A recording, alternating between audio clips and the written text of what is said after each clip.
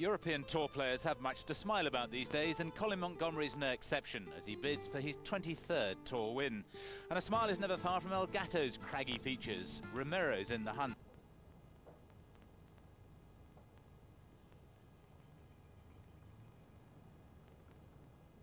While atop the leaderboard is a young Englishman who's yet to win anything at this level.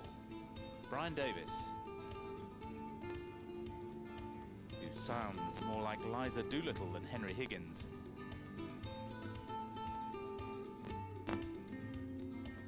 And he's on a street he's never walked before. But by Jove, he can do it.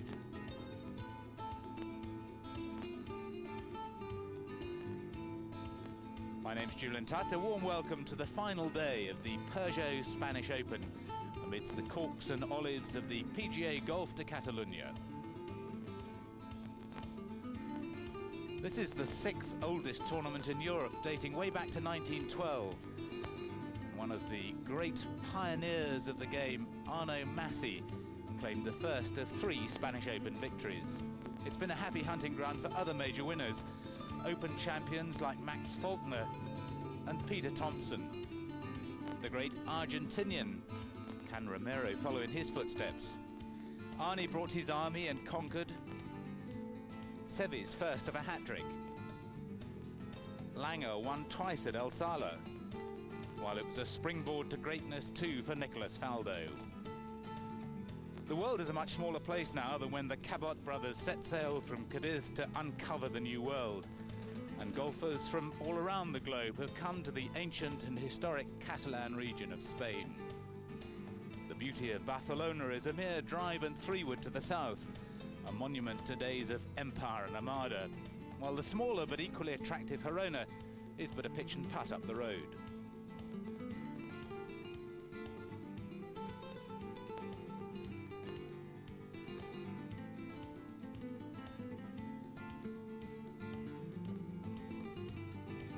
Andrew Coulthard and Ian Pyman in tied 15th are 7 shots off the lead.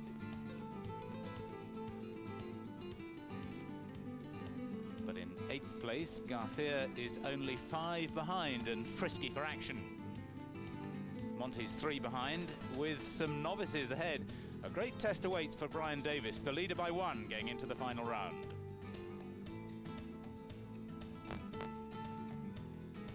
And we're blessed with a gorgeous day for the final round. Almost clear blue skies, sun beating down, much warmer today, very little wind, quite a heat haze. But this course still not easy. This is what's happened so far. We'll bring you right up to date before going to the live action. Colin Montgomery trying to save par on the second. Bogey there, birdied the next one, but it's been pars all the way through 8, so he's where he started the day at 8 under.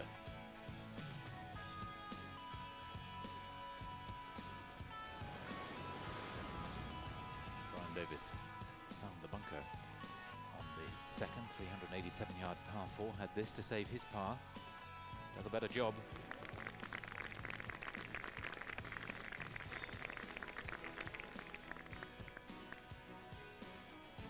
Davis went on to make birdies at the 3rd, 4th and 6th. Great start for him.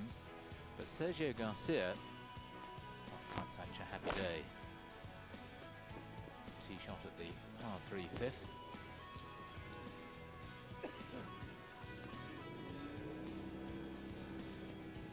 He'd made a birdie at the 3rd, but double bogeys then at 4 and 5 have set him right back. He's gone out in 40, dropped another shot at the 9th. Meanwhile, and we haven't seen much of so far this week, Peter Baker. Great run of 3 birdies through 6, 7, 8 to go out in 32. Further birdies at the 11th and 12th. He's moved to 8 under. Eduardo Romero started with solid pars at the first 2 holes. Birdie at the par 5 3rd. For him since then. Said Brian Davis has been going well. This is how he made his birdie at the 4th. Putting stroke looking very good. took him to 13 under. Great par at the par 3 fifth, then second shot to the sixth after a very good tee shot into position A. Holding the pose, suggesting it's good. It was, and despite spinning away from the hole, he made his birdie there. So at 8 under, we've got Carlos Rodiles. He unfortunately made a double bogey at the fifth, Rodiles. Apart from that, has done well. Monty, quiet day, no real movement at 8 under. Peter Baker, also at 8 under.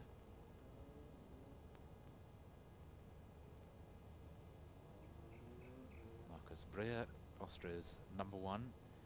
Nothing happened for him today. Bogeyed the second hole, pars all the way apart from that. To be 9 under. Eduardo Romero then, the main challenger with just the one birdie so far in 8 holes at 10 under. The main challenger to Brian Davis, looking very good. He's just made a very good par on the 8th, having come up a long way short on the par 3 and left his long birdie putt stone dead. So it's live action all the way now through to the finish. We join Brian Davis driving on the 9th, 467 yards. Slight dogleg right with a bunker down the right hand side that's very easy to find, and another one at about 280 down the left, but he's absolutely in position A there. Carlos Rodiles made a birdie at the 3rd and then doubled as a par 5 7th. Got one of those back with a good birdie at the 8th.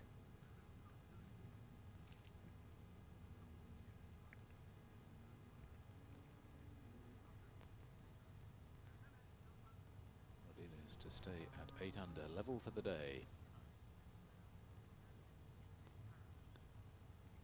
Well done. 24-year-old from Malaga, from the neck of the woods to Miguel Angel Jimenez. Nice confirmation of going out in 36. Jimenez very disappointingly missing the cut here after a wonderful season in Spain last year. 2 victories, 2 second places. Not quite such a good start this time. Montgomery came up rather a long way short and right with his approach after a good tee shot here on 9, and had a slippery little downhiller. Left himself 2.5, 3 feet.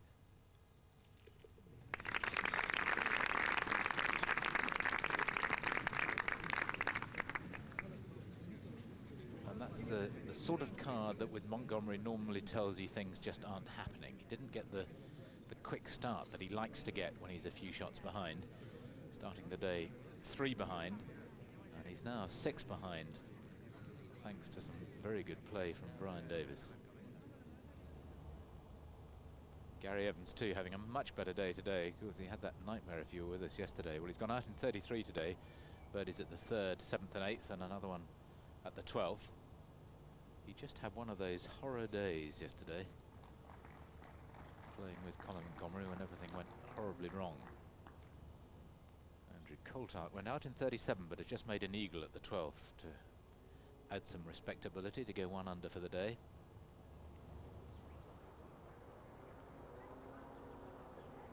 Eduardo Romero with the teapot pose. That is the bunker that I was talking about down the right hand side, and that really is a strategic error he's made.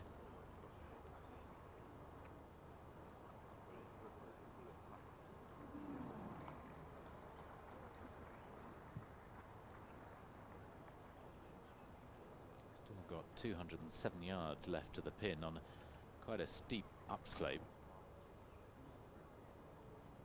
And he's got to decide now whether to go for it or not. Well, he's got quite a long club in his hand. He's got great hands. He can really manipulate the ball.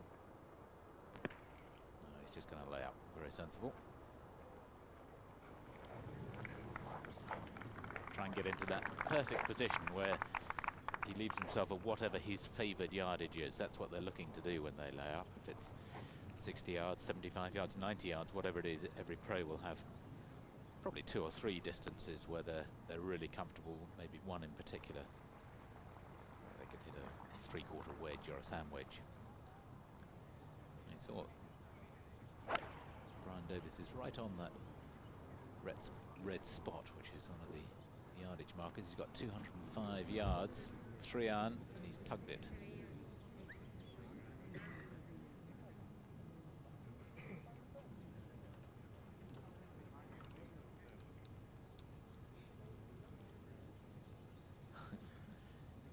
He's baffled by that. Maybe didn't see quite where it ended up.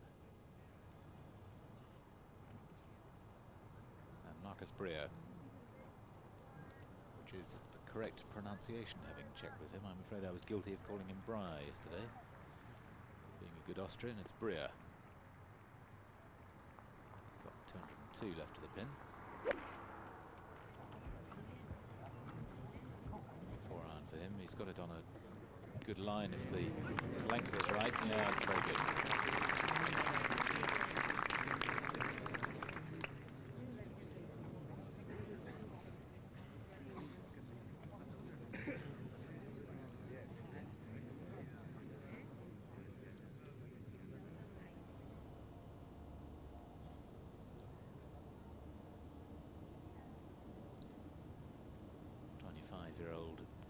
Brian Davis maybe just had one club too many in his hand. Downwind, what little wind there is, there's a bit out there.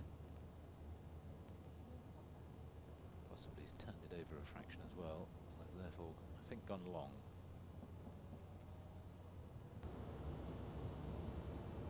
His best result ever this season when he was tied 3rd in the Portuguese Open.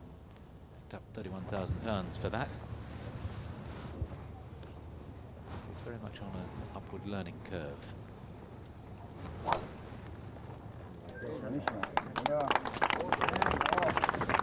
Deal is from this very elevated tee on the 10th. Falls away down and run to the left, 434 yards. And he's got it rolling. And on and on. Ramiro's 3rd to the 9th. This is where he's normally so good. 6 yards out. Spin back. Oh, that's all right. He's left himself a slightly uphill putt. Chance of saving his par.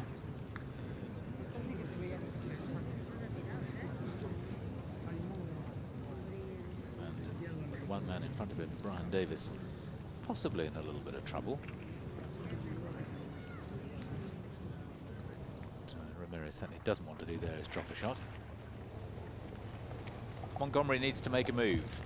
Coming out in level par 36. Course made for him. It's designed for straight driving, but he has been that little bit wayward this week. It is, of course, more difficult when you're hitting off these very elevated tees. A lot of hang time, and so if there is any deviation, it tends to be exaggerated. For that reason, a lot of players have been using 3-woods rather than drivers. Because if you miss the fairways, then there's a lot of trouble on either side. And the course is starting to play a bit shorter again now. We had quite heavy overnight rain on the first day, and it really changed the complexion of the course. The fairways had been running a lot, and it softened up. Now we've had 3 dry days, and the last couple of days have had some wind as well as sunshine, so it really has dried out. Brian Davis has gone a long way over. Studying the green to see where he wants to land the ball. That's the first thing in plotting how you play these little chips. Decide the best place to land the ball where it can then run out to the hole. And of course, when it's sitting down in this rough, it's very difficult to know exactly how it's going to come out. The modern lob wedge and sand wedges have made quite a difference, but even so, you cannot guarantee how this ball is going to come out of there.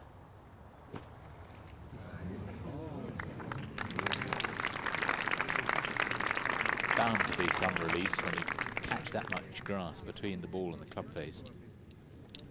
No chance of really stopping that quickly. Looking to play this bit like a Mickelson flop shot. Get some grass behind the ball, rather like a bunker shot. Let the club slide right under, get as soft a landing as possible.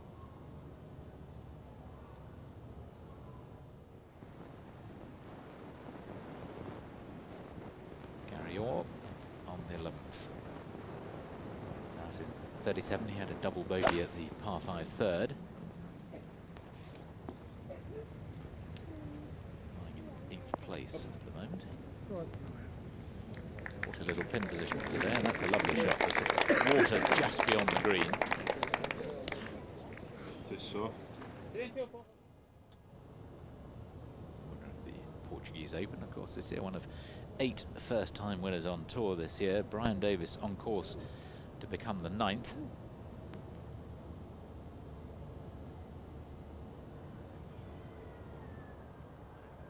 Marcus Breer looking for his first birdie of the day.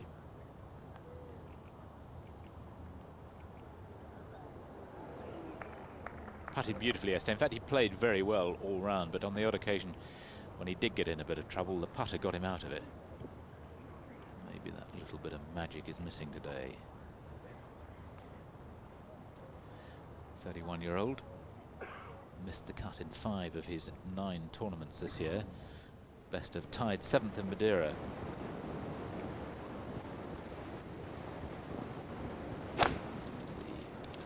Anticipated and maybe hoped for charge from Sergio Garcia just has not materialised as he plays his tee shot to the 11th, imploring it to go, and it has. Dead on line.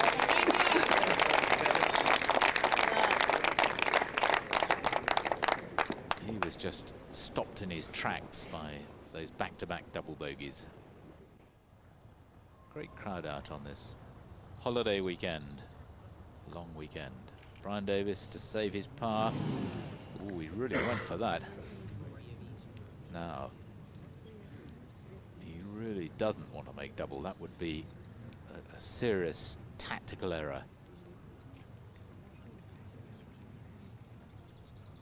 The one coming back is going to be just a little bit left to right, the less favoured than most pros. They prefer to see the ball going right to left when they're putting, for the most part. Montgomery having missed the fairway on the 10th.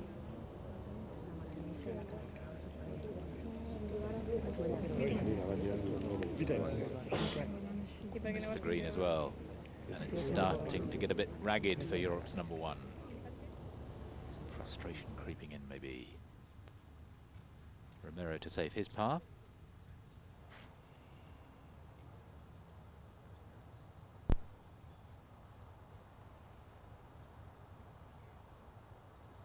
Great deal in this, just on the left side. Beautifully done. Good save. And that could well be very significant. Brian Davis certainly dropping 1 and in danger of dropping 2.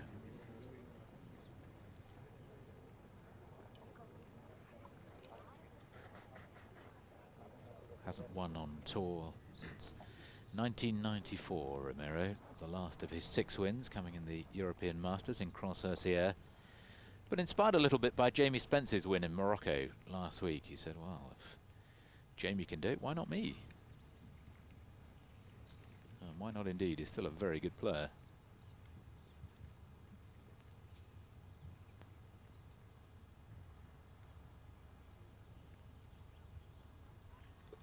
Oh, that's sunk with great confidence.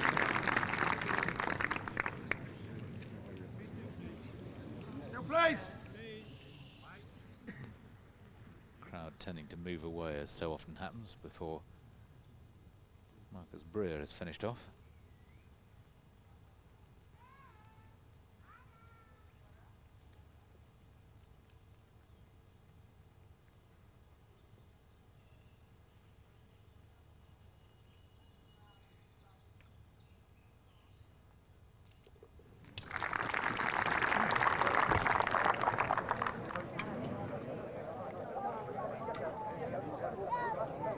Steady safe on from Breer, but he's in exalted company, the 31-year-old, not used to this sort of thing at all.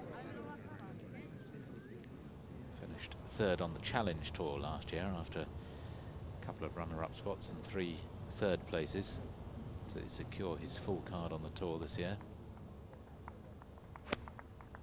Carlos Rodiles, second to 10.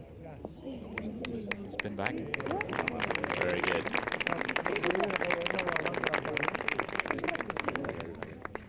Just felt there was no pressure at all on him coming into this round today. He's concentrating on the Challenge Tour this year and regaining his card through that.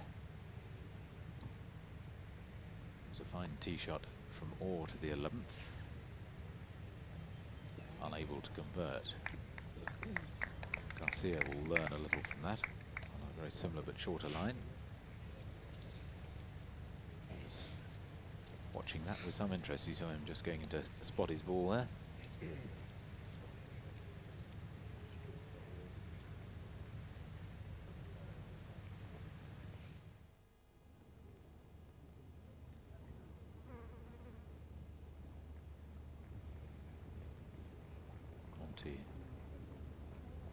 Well, he'll be looking to chip in, I was going to say, looking to get up and down for his par, but well, it just seemed to stub that a bit. Flew off the club face. Garcia on the 11th for his birdie. Just on the right edge.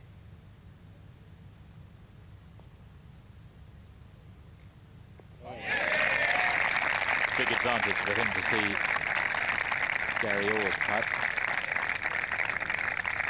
but he doesn't look very inspired. At least he's able to laugh about it. Really, his hopes went as soon as he made those 2 double bogeys going out in 40. Not a happy day. So 45-year-old Argentinian Eduardo Romero now just 3 behind, with Davis dropping a shot to go out in 34, Romero out in 35. Peter Baker somewhere ahead, out in 32. 3 more birdies coming back, so 9 under through 14.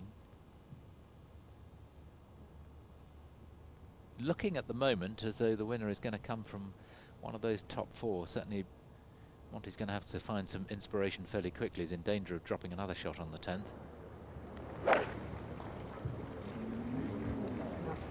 Those driving irons for Romero on the 10th.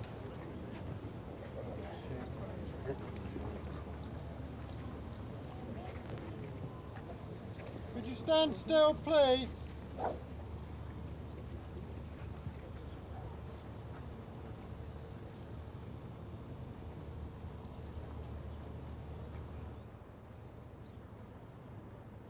Wood for Brewer.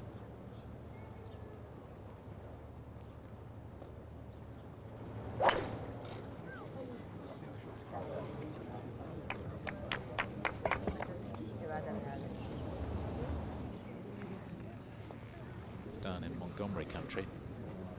There is a bunker down there. You may have found one of just 11 professionals in Austria. 3 of those are women.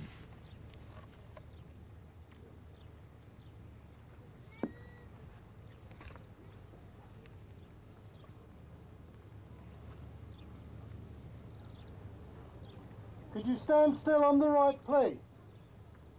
Gracias.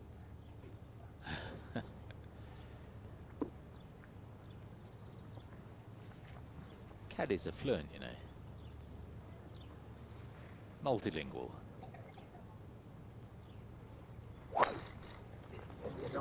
Yeah, got through that nicely. The one little fault that he has in his swing sometimes is getting a bit slidey with the hips and then getting trapped on the inside on the downswing.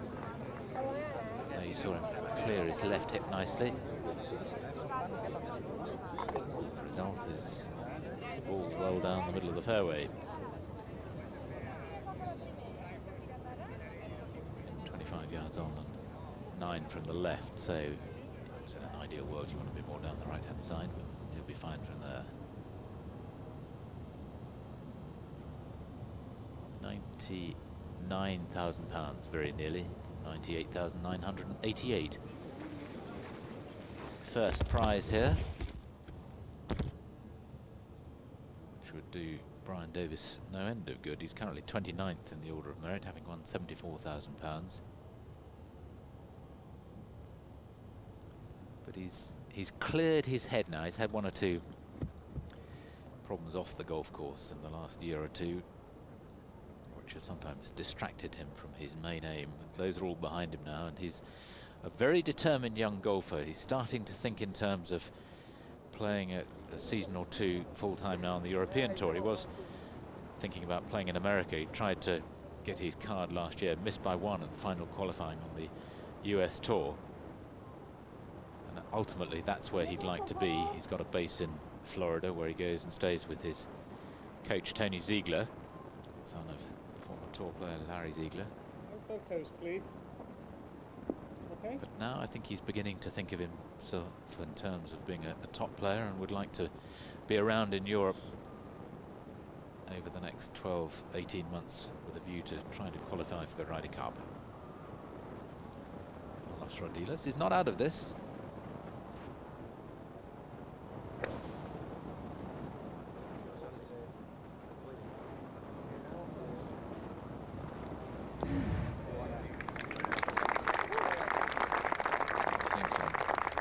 Shots into this par 3 11th.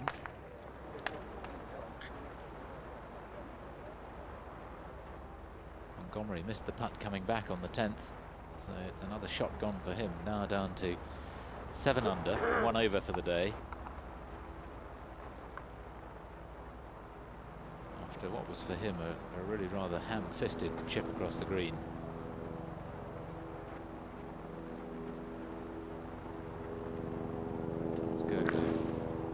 Set back with a double bogey at the second. Hang on, hang on, hang on. Oh. Woof. As you see, he's crossed the red line, so he's in the hazard. Would be allowed to ground his club there, but of course he can play it from there, provided he can balance. Those 2 drop shots back with birdies at 7th and 8th, but then bogeyed the 9th to go out in 38. 2 over for the day.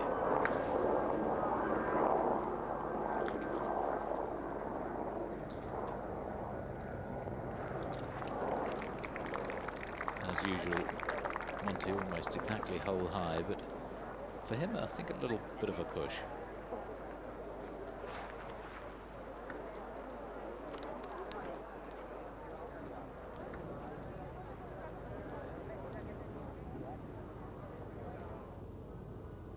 Great to see so many people here. It's been a 4-day holiday in Spain, and of course with this lovely weather they've turned out in their thousands.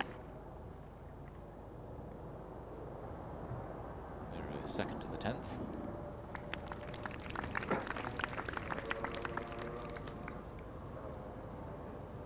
Coming from a bit further back, having just used the driving iron off the tee.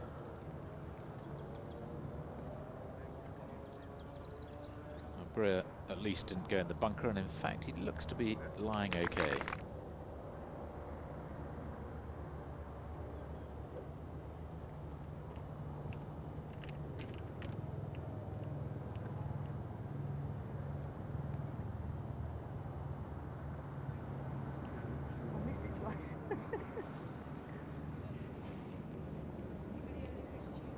I was just on the semi-rough.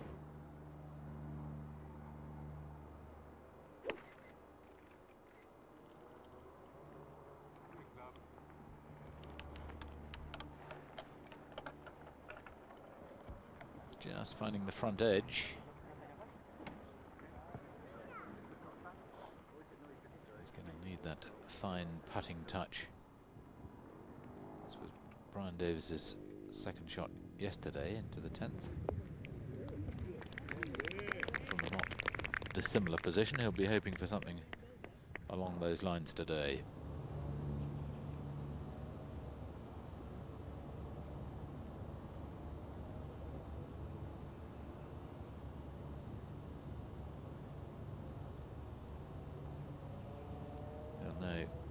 exactly what the yardage is, but we're just walking up to get a sight of the green as well and where the pin is exactly, so he has the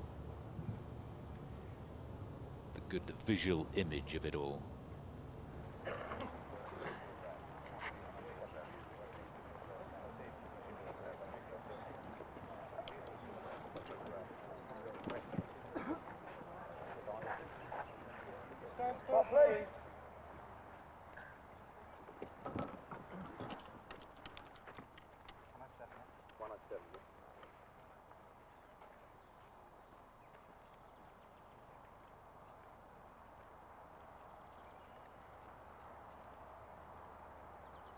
Great drive has left him just a sandwich.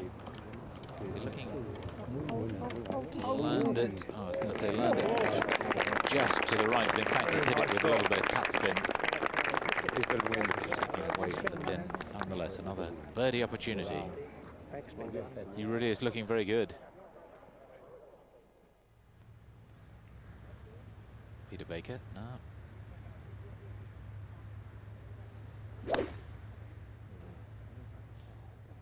Still at 9 under. To the par 3 16th.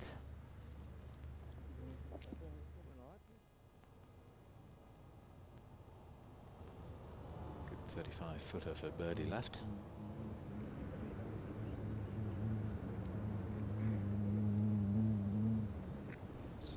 It's a lovely par 5 12th hole, reachable just 537 yards. Gary Orr with a good drive, looking to run it up there, and he's done just that. Pin just 8 from the right and well to the back.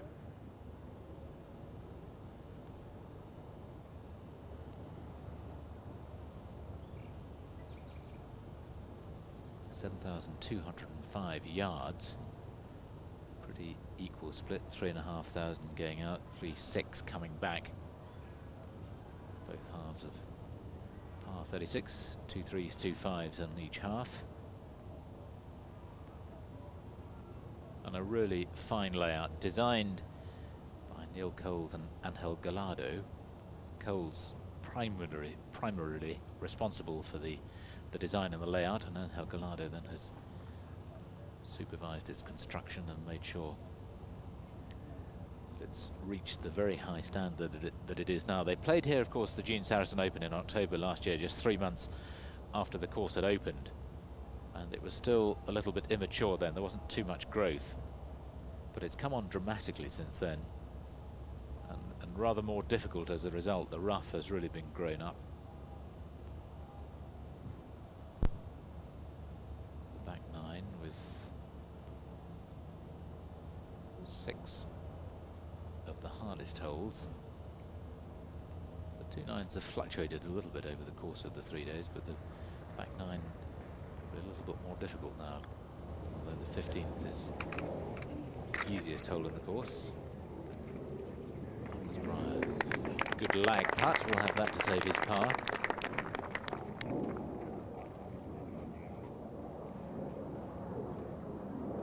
Apologies to him, Magnus Breyer.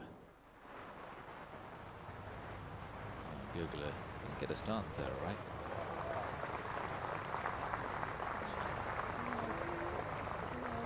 Had it dead on line, beautifully played.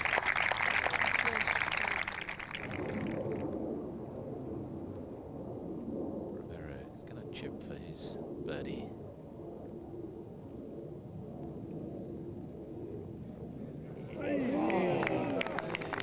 Wonderful touch.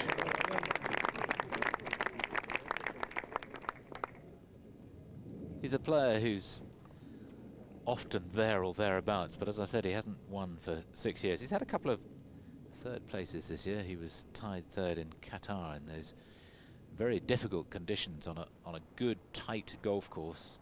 Tricky rough there as well, and the wind really howling. He's always good in the wind. And then third in Sao Paulo as well, his native continent.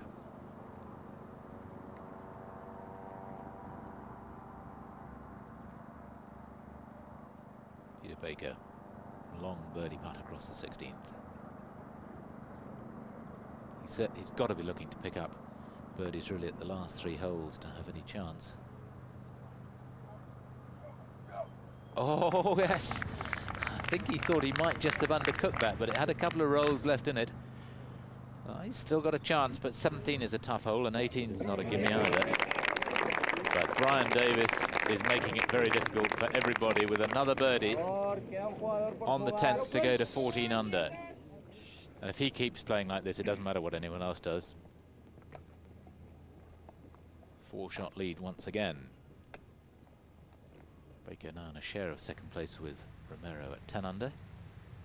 Colin Montgomery for birdie on the 11th.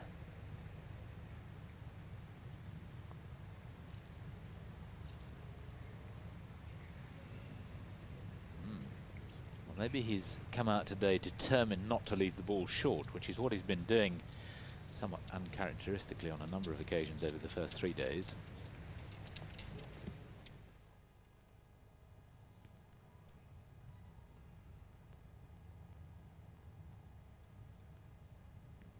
Lewis may have learned a little from that. No.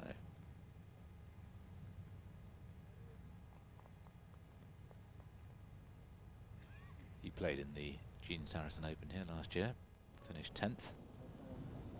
Rounds of 67, 71, 71, 71 to finish at 8 under. Tournament won by Thomas Bjorn. He's not had such a good week. Good to see Peter Baker, though, back up at the top of the leaderboard. 3 times winner, won his first tournament in 1988 when Nick Faldo highlighted him famously as being one of the up-and-comers with real potential. Didn't win again then until 1993 when he won the Dunhill Masters at Woburn, shot a 63 in the final round. Wonderful round that was. And then won the Scandinavian Masters. 2 of those 3 tournaments he won in a playoff. Been all rather quiet since then. He joined up with David Ledbetter at the Open last year, and maybe Lord Led is sorting him out. Scott Rowe from the United States, amongst many other places, Puerto Rican born, Canadian parents, grew up in Hong Kong, learned his golf at the Royal Hong Kong Golf Club, was a junior swimming champion. He's 1 under for the day through 12, just made a birdie at the 12th.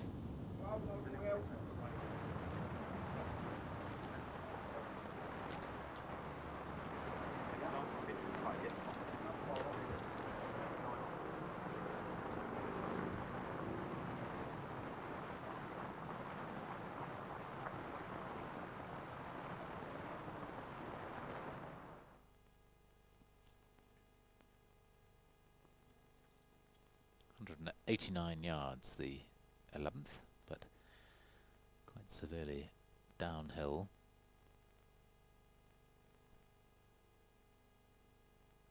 No.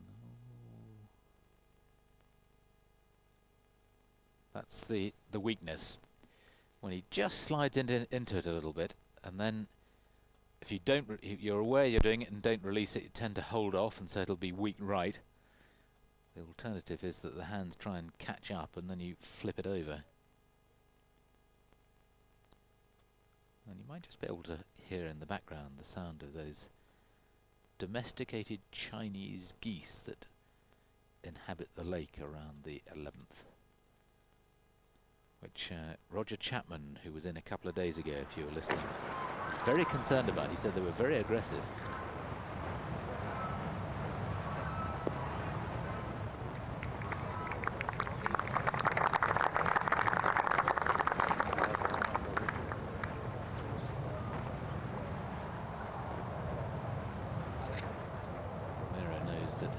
He's going to have to do something special. He needs just to put a bit of pressure onto Brian Davis, who's got this comfortable cushion.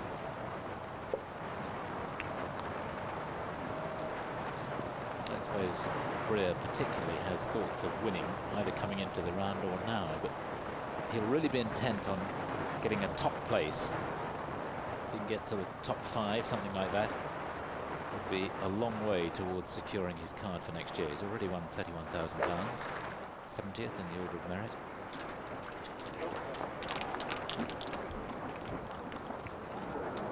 Unlucky, it was on a good line. Just if that had flown another 2 yards or so, it would have probably kicked off the bank and would have been quite close.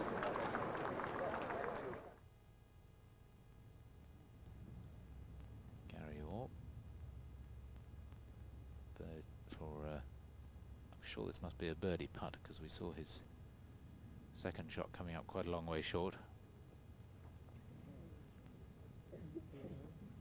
So just a par in the end for Orr.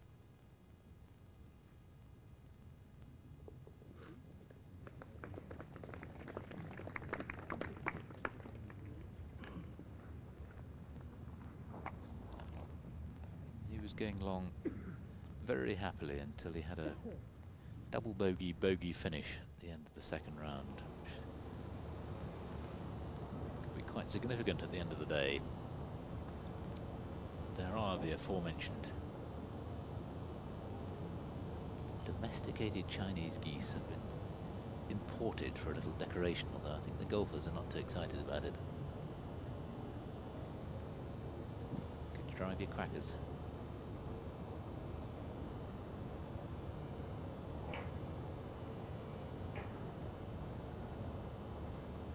Rather elegant creatures there.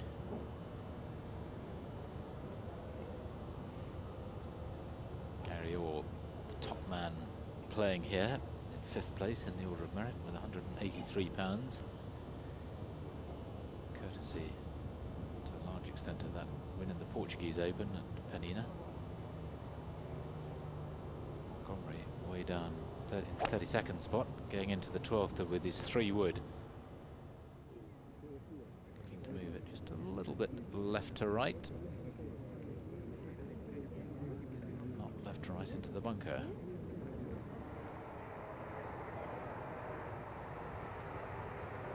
Well, Brian Davis has been very unlucky here. Of course, this is the penalty with when you're coming off a very high tee, the ball coming down from a great height, and these bunkers are a little bit variable. There's obviously quite a bit of sand in there. And the problem with that is that however you hit it, there's no way that you can stop it coming out with quite a lot of topspin. Will come out running. The last thing he wants it to do is to go running across the green and into the water on the other side. Steady, steady.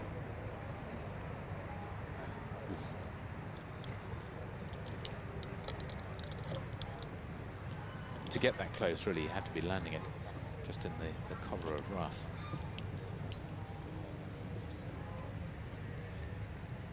Doesn't look too tense, does he?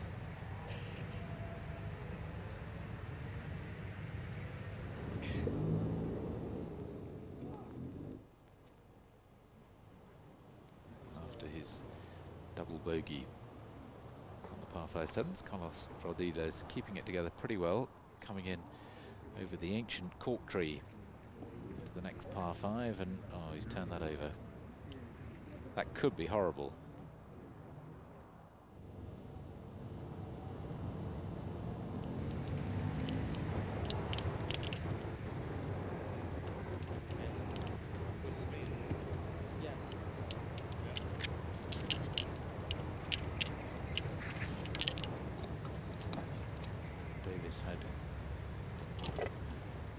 Bogeys and a double in his first round, 71. 2 drop shots in his second round, 68. Just 1 drop shot yesterday in his 66. Drop 1 today so far. Guerrero to go first though.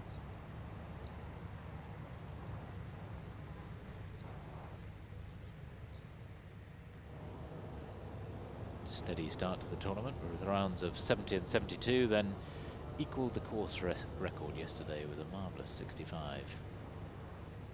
Course record that had been set in the first round by Dean Robertson on his return after 4 months off due to sickness.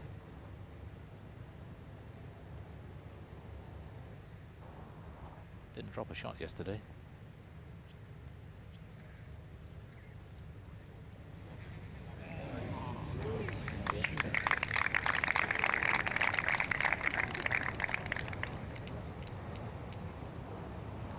Birdies and an eagle in his 65. It's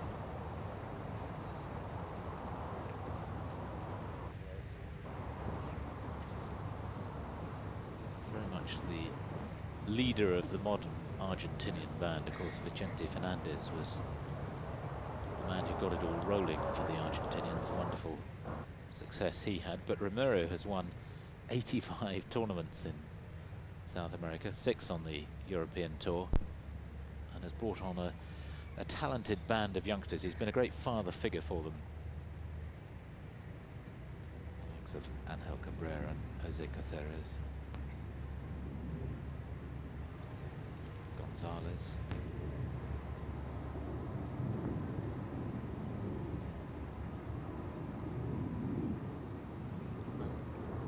Pretty good lag putt. It's a shot gone, but could have been worse.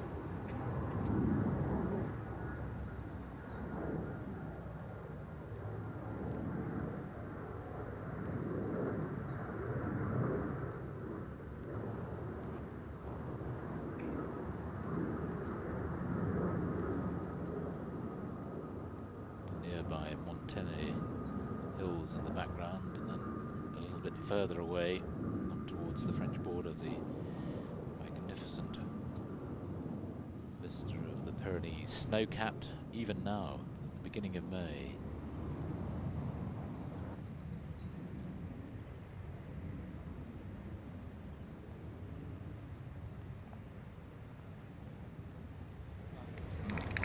Chance to the left door.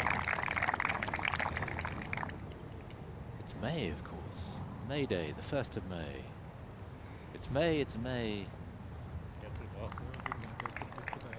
That glorious month, the lusty month of May, that glorious month when everyone goes blissfully astray.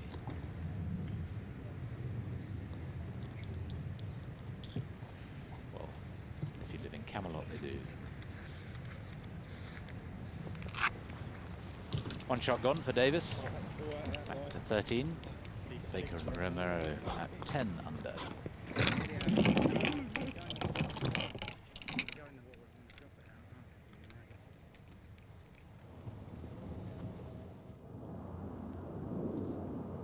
Montgomery's third shot to the 12th, par 5.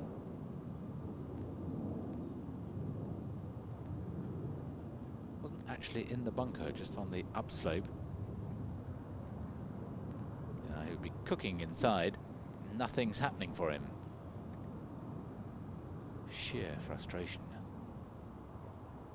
Alistair McLean, his caddy of the last 7 or 8 years, not with him. He's enjoying his honeymoon. You might just have spotted Pete Coleman, Bernard Langer's caddy of some 17 or 18 years, caddying for him this week, while Langer is over holidaying or doing something else in America.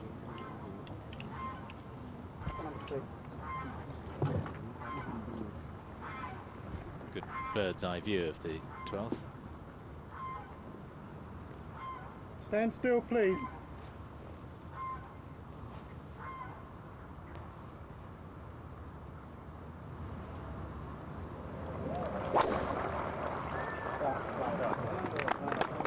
Always a good sign when immediately swoop down and pick up the tee.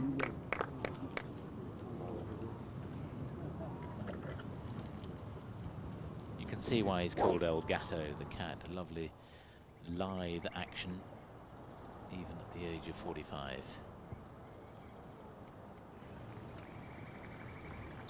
Peter Baker has made birdies at 11, 12, 14 and 16.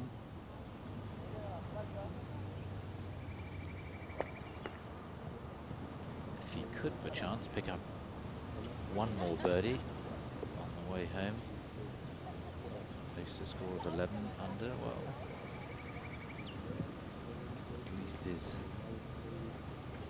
safely home with that. You never know what might happen to those coming up behind. Fortunately for him, he's found the bunker off the tee. 163 yards, so he'll do well to get up. Oh, that's a fantastic shot. Just a members bounce, but long putt for birdie. Ryan Davis safely up the 12th. Wrong side of the fairway from his point of view. It means he's got to work it around that big old cork tree, 250 years old. You can't see it in the picture there. It's further up near the green. It just sticks into the left-hand side of the fairway.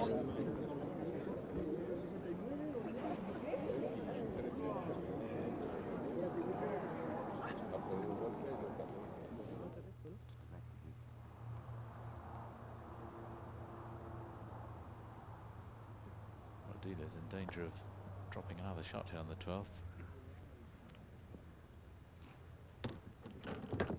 It's not dead. So it's looking as though any hope he might have had of winning has gone. Confirmation of what they're playing for. 166,000 euro, or nearly 99,000 pounds if you prefer. 65, nearly 66 to second place. So you see, if Marcus Breer could get top 3, then that would secure his card. Playing rights for next year.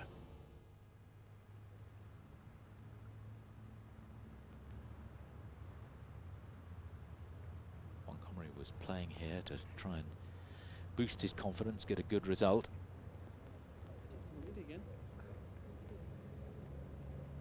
Rather than going to America, where he was originally thinking of playing. The tournament that's been won by Robert Allenby. Congratulations to the Australian, picking up his first US Tour win. It's come so very close already this season. Can you stand still going up that hill, please? Let's go up to the 18th, 454 yards, a gentle curve round to the left. Good to see. Much better day from Gary Evans. God damn it! But that is his Achilles heel. Just getting the little snapper. Well, that wasn't a real duck hook, but he's just missed it left. Went out in 33, further birdies at the 12th, 13th and 15th, but he bogeyed the 14th in between. Nonetheless, a 5 under for the day, 7 under for the tournament.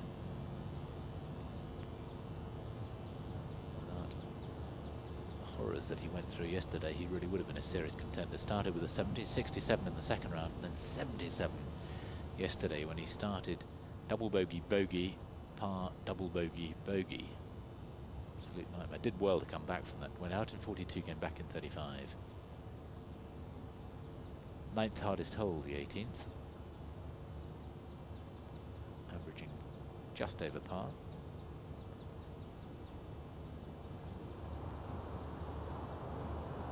Breer, having missed the 12th from the right-hand side.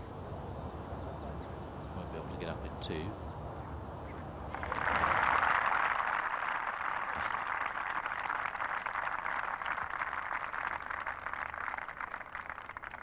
Did well to stop right at the top of his backswing with applause on the 13th.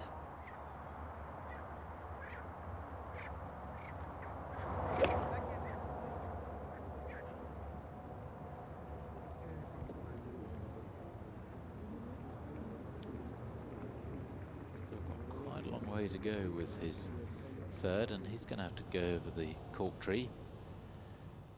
Sergio Garcia on the 13th. I suspect this is where the roar came from that distracted Breer.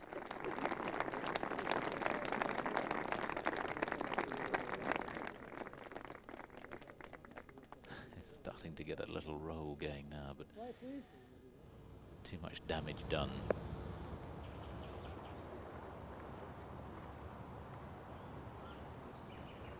Brian Davis with his forward carries a driver forward and a 7-wood, but it's got 230 odd to the front, so it's got to be a terrific hit. Well, he's nearly got up there.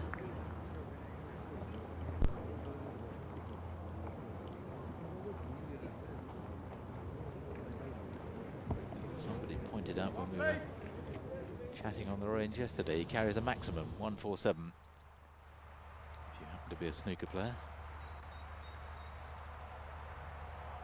Gary Evans, line not too bad, can get up to the 18th green. Good shot. Wind as it has been all week in terms of direction, not nearly so strong today, but enough there to be of a little significance.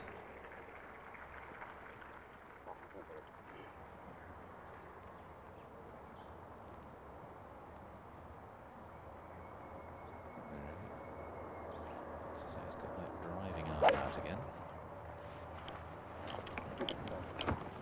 Fell off it a little bit. Oh, that's good. That's going to run up. Go on, go on. Just doesn't quite make it. Unlucky. Quite a severe tear there in the middle of the 12th green, pin on that top tier at the back.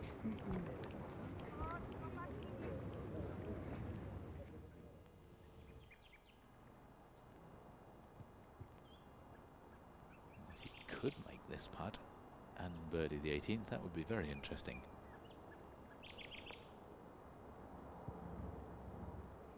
Chance, no, lovely putt, but only a par.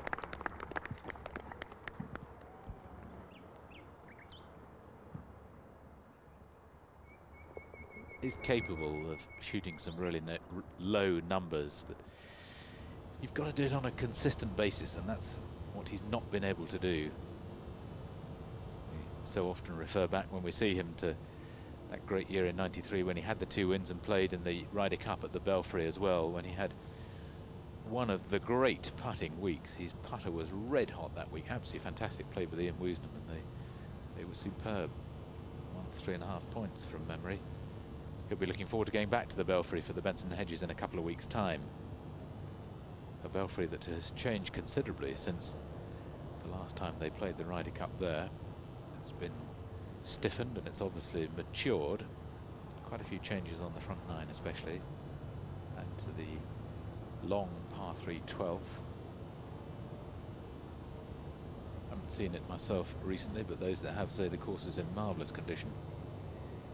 Looking forward to going there the week after next. French Open next week in Paris National, where unfortunately the greens have been struck by Fusarium. To the B&H. So Baker on to the last 454 yards. Downwind.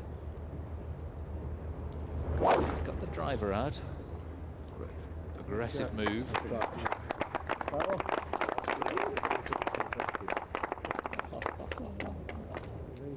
And he may just have been a little bit unlucky there. He can't believe that that's kicked left, and I think it's kicked into a bunker. Can't believe it.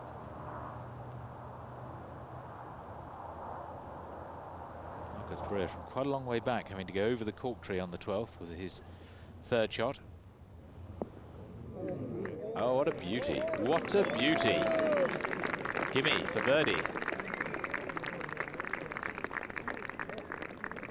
Just what the doctor ordered. He'll go to 10 under to join Baker and Ramiro.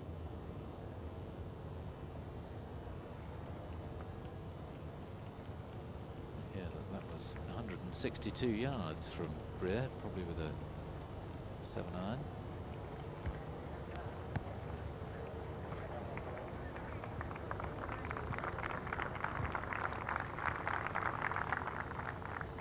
Wonderful vistas around here. Steve Carr, the associate editor of Golf World, when he first saw this, wrote about it. The course is already a thoroughbred. From the first tee, all I can see is an ocean swirl of pines, Spanish oaks and olive trees, and a vivid green fairway plunging away from me. The sun has struggled up and is kissing the treetops and the rippling ground with its sodium light. Dew clings to the slopes of shaggy rough, and I wonder if it can get much finer than this. Brilliant, brilliant. It's big, generous, but dangerous. Fairways swoop from elevated tees, greens teeter next to water, and it's all beautifully devised. I come off bewildered by its power. I think he was quite impressed.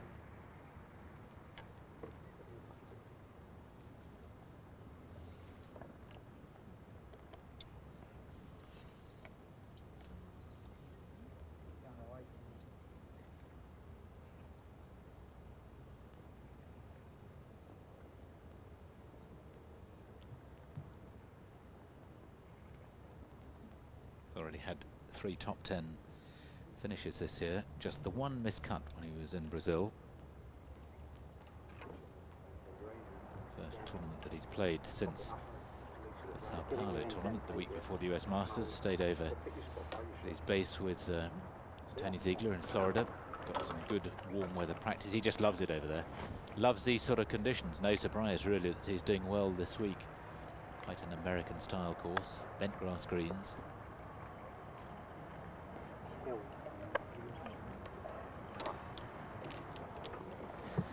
Slightly surprising choice of club maybe. He could have gone for one slightly less lofted, get a bit more run up the hill.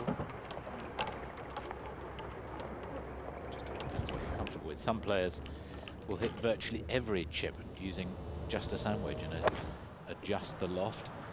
Others use a full selection of clubs. Montgomery's second shot into the 13th. That's a good one. Once again, absolutely hole high.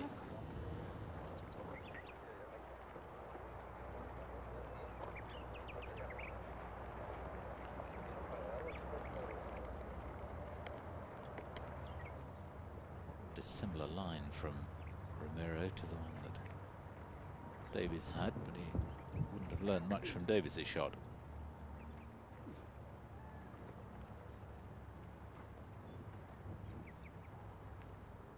He's got to start taking one or two of these chances now. Eduardo has had just the one birdie at the third, getting out in 35, all the rest pars.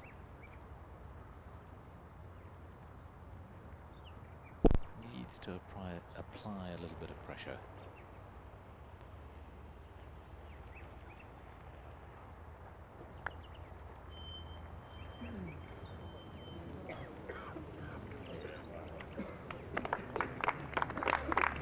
Work to do still for his birdie. Brian Davis has never led a tournament before on the main tour. Going into the final round, he's been second round leader. Gary Evans to finish with birdie. Nearly.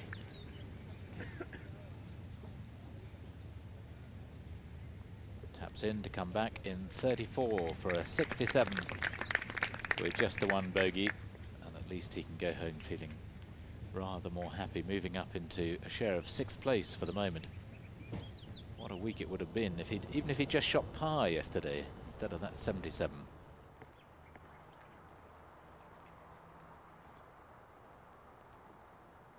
Davis for birdie.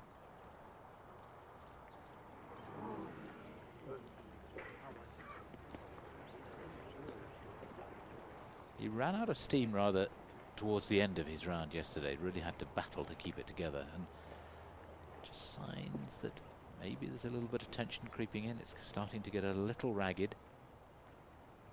Bogey at 9, bogey at 11, with the birdie at the 10th.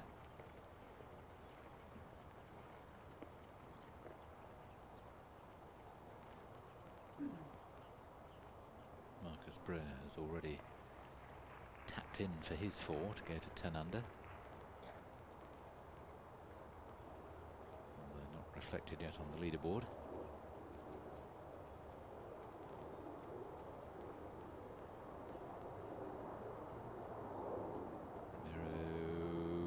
To go into second place on his own now. Just 2 behind. Go, please.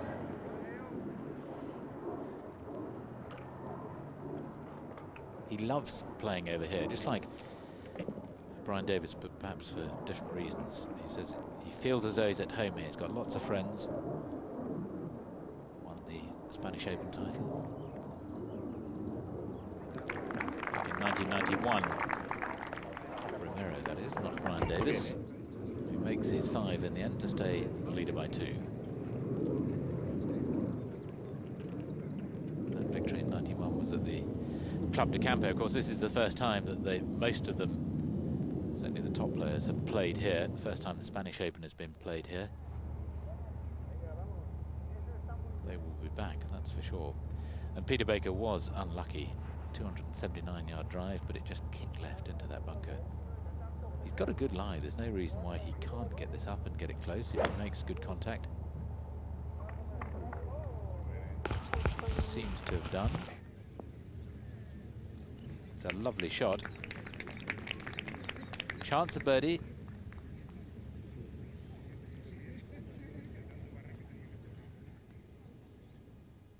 Needs that one for a 63 to match that brilliant final round all those years ago at Woburn.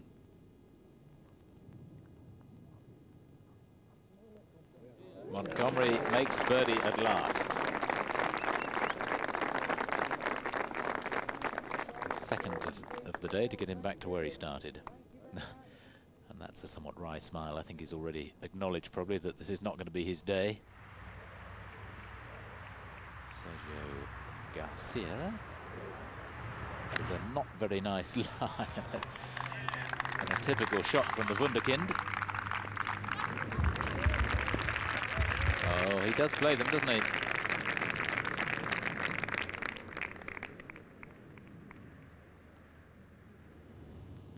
With his relatively new caddy, Glenn Murray, formerly with Retty Fussen.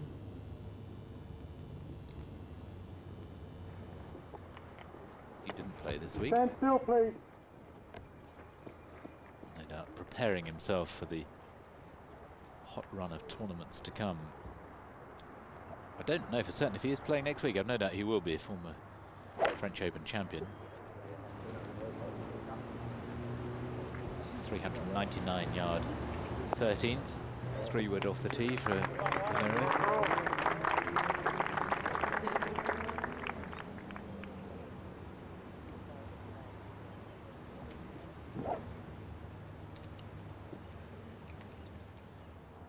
The only hole on the course with no bunkers, very elevated tee, big drop down, and then a second shot over water, water to the front, and then round the right hand side and round the back as well. Just a 3 wood for Breer as well. Distance not the problem here, it's all about being straight. Oh, and that bounced left, I think, into the second cut. Huh?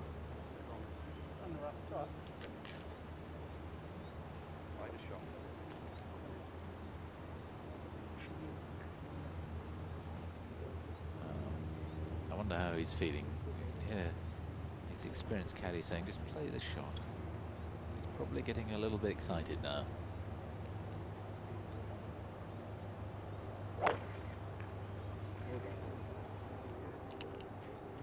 Seen a lot of players during the week getting into the trees in the rough down the right-hand side. And he's going to get back onto the fairway, yes, lovely. That's absolutely position A now. The rough over on the right-hand side there is very thick, but with the pin on the left, he's left himself an ideal approach.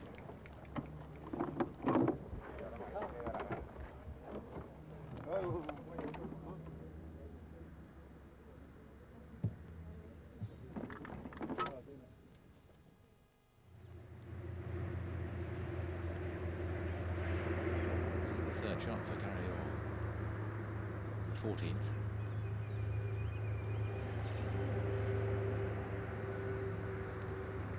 Clearly not an easy lie.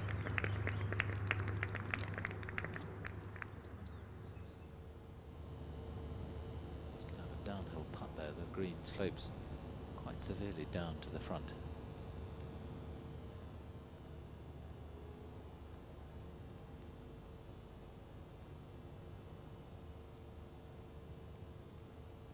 Man has posted a 67 to match Gary Evans. Paolo Carici, who was tied second here in the Saracen Open last October. He's finished at 6 under, one behind Gary Evans. He's the clubhouse leader. But that is about to change with Peter Baker needing 2 putts for a 64 and a new course record. He'll be looking to make this though.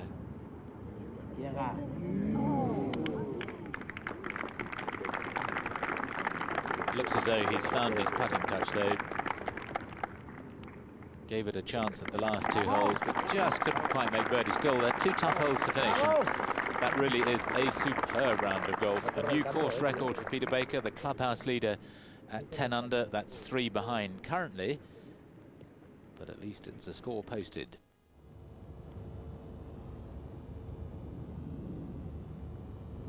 Will certainly be his best result of the season. He was tied 14th down in South Africa at the Alfred Dunhill Championship, missed the cut the following week in the South African Open. Tied 19th in Qatar. That was the last time he played in Europe.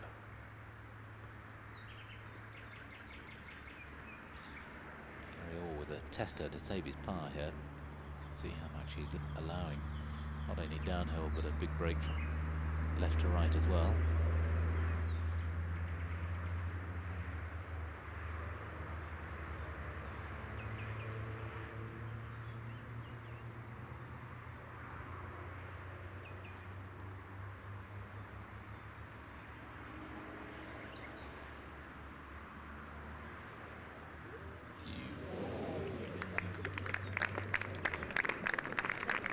Sterling effort from the Scotsman.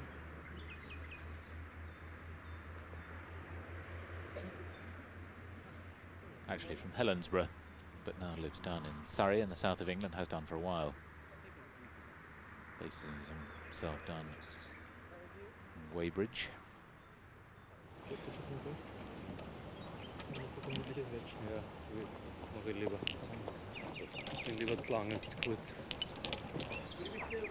The Germanic tones of Marcus Breer. Looking at his second shot to the 13th. Third hardest fairway to hit off the tee.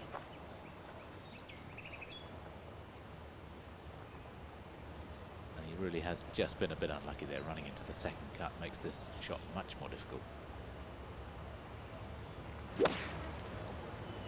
Still only got 120 yards or so. Yep, fine shot. Thank you.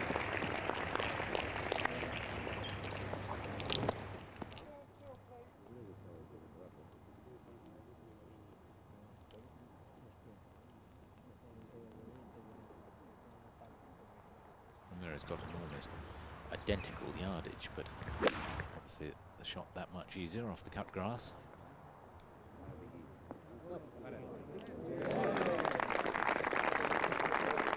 Absolutely delightful. And a real birdie chance.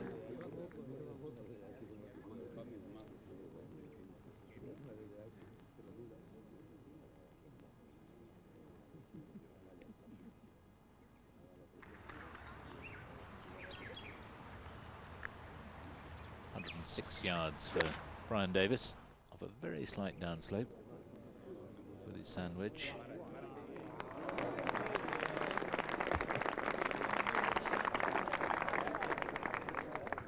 Three really good shots.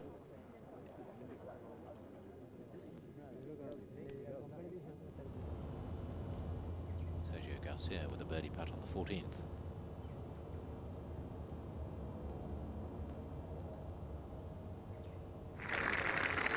Well, what a shame that he had those problems on the front nine.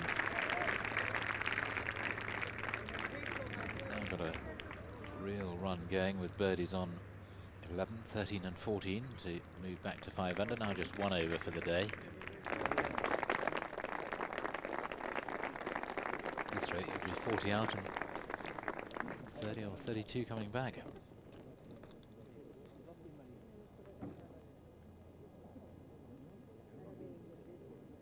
Brian Davis showing absolutely no signs of being intimidated, and indeed no reason why he should really, because there's nobody of real stature apart from Ramiro putting any pressure on him at all. And he will be aware that it's a long time since Ramiro has won, so he must be feeling a few butterflies himself.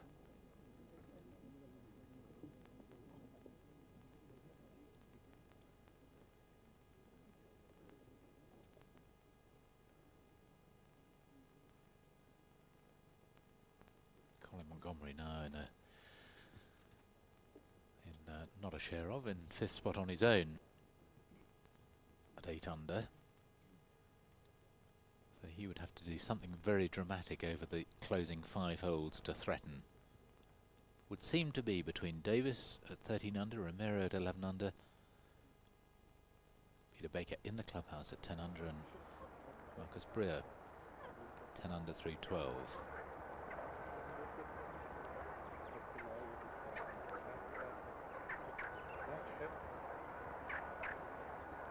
He's had a couple of good wins in his playing career, both as an amateur on the 1994 German Open and the 95 Swiss Open. No success as a professional though. Didn't win on the Challenge Tour last year despite coming third in the rankings.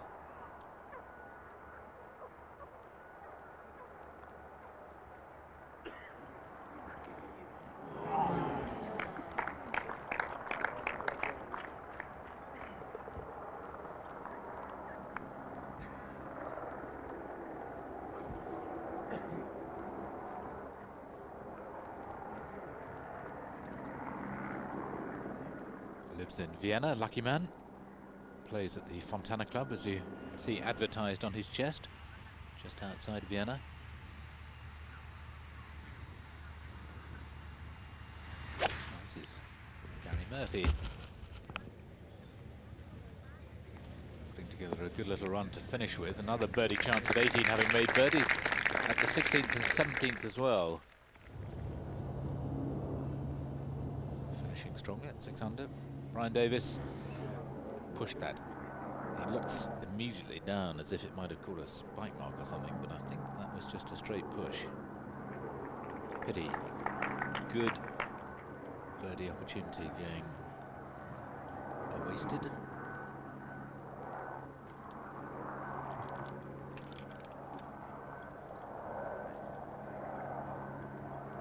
that really was a shame from his point of view, because Romero has got a great chance of birdie as well to close to within 1.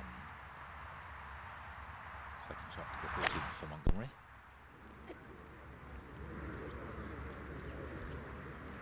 So ideally to leave the ball below the hole. Well, that will be a little left to righter.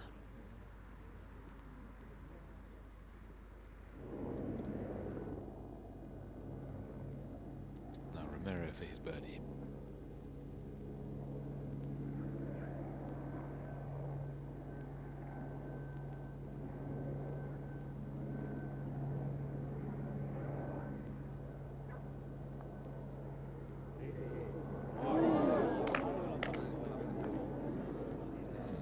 Nobody wants it.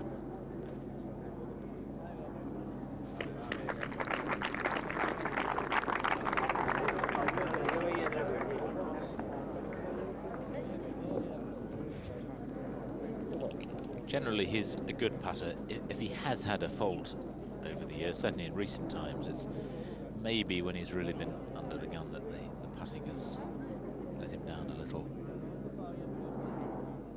Murphy to finish with a run of 3 birdies. Was he? No.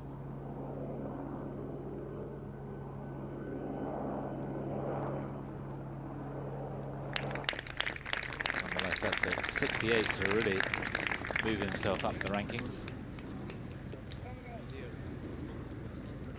Starting the day at 2 under.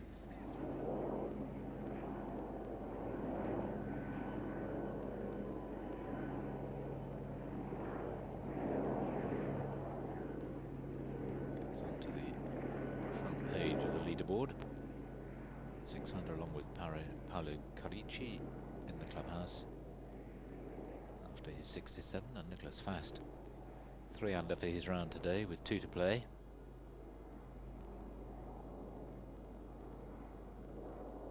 Peter Boker having posted the clubhouse lead with a marvellous 64.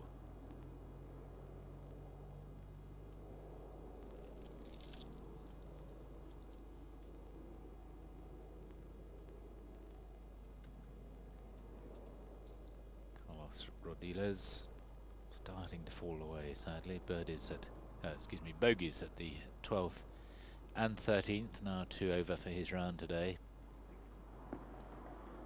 68 for Miguel Angel Martin to go to 5 under, and a 69 for Dean Robertson. What a very good week he's had. Opened up with a 65. Followed up with a 76, but his target coming into the week was just to play 4 days. So watch a lovely drive from Romero down the 14th. And really, Dean Robertson, Italian Open champion last year, has done rather better than just play the 4 days. He's finished in what looks like tied 12th, certainly that's the position at the moment.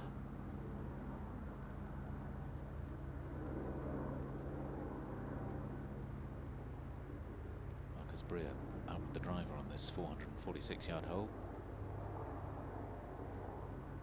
One of the few straight and flat holes on the course.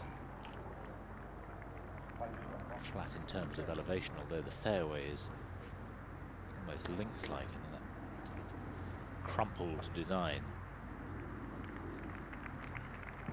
It's almost straight and level, maybe fractionally uphill for the second shots.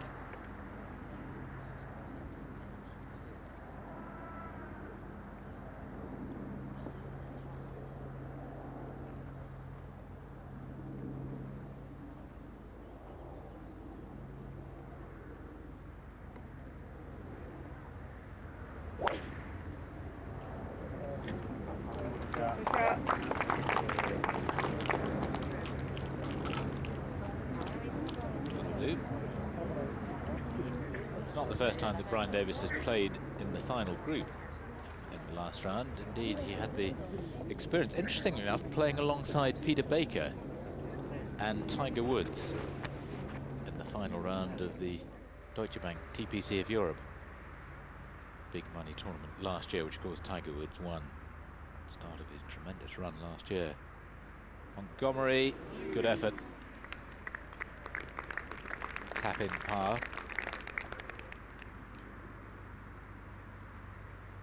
Brian Davis finished tied 5th at TPC last year, and I'm sure would really have benefited from the experience. He was never really in danger of winning the tournament, especially with Tiger playing the way that he did. But to be able to play alongside the great man and just see how he went about his business really must have been good experience. Gary Orr, second shot into the 504-yard 15th. Big dogleg right. Surprisingly, he's missed the fairway to the right. Most players tend to run out on the left side, on the far side of the dogleg. That right-hand side really very difficult to get up into.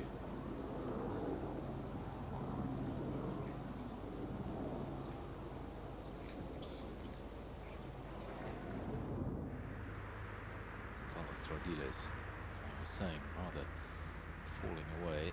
This to avoid 3 bogeys in a row.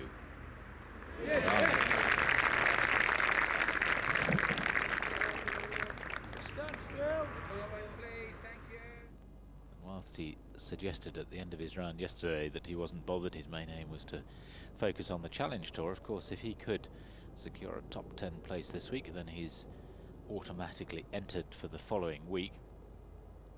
Go to the French Open in Paris if he so desires, and I'm sure he'd want to.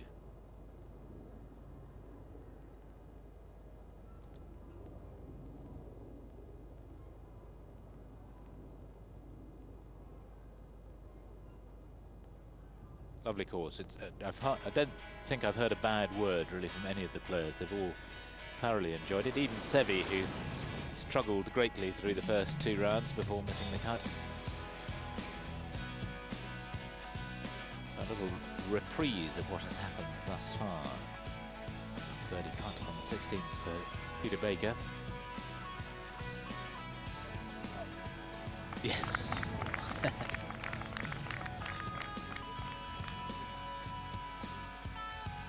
Already had 7 up to that point, getting out in 32. Nearly made birdie on the 17th, coming to the 18th, really needing one to have a chance, you would think. Great effort. Came back in 32. In the frame with a new course record 64, setting the target at 10 under par.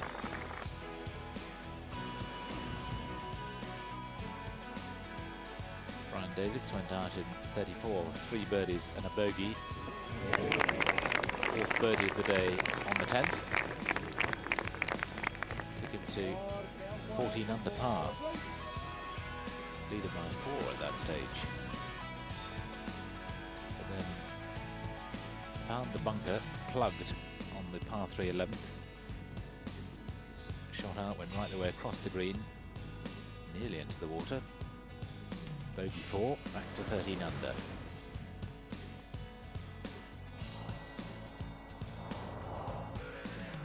Marcus Breer with a lovely third shot to the par 5 12th, setting up a great birdie opportunity there.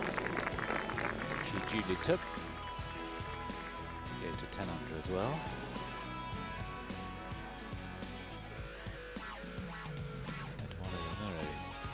Also making birdie on the 12th, having gone out in 35. Just the 2 birdies today, no drop shots. He's had 1 or 2 great chances, which he hasn't taken. And you would think if he was going to win, perhaps he needed so to do. Montgomery, nothing happened for him at all today. It's where he started at 8 under. He's in 5th place, then in tied 3rd. Breer with 5 to go, and Baker in the clubhouse at 10 under. Romero 2nd place on his own at 11 under. Brian Davis still the leader, where he started the day. Not in terms of score, but in terms of position. He's 2 under for his round today. Having hit another very good tee shot down the 14th. Now 198 yards out, going in with a 4-iron to the 14th. And that is a glorious shot. Nearly hold it.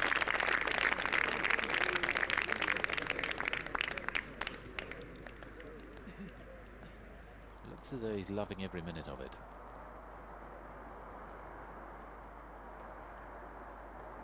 Romero from 2 yards closer. 4-iron for him as well.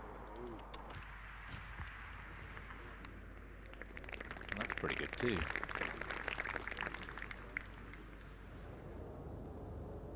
Of course, definitely firming up. The greens not holding as much as they have done.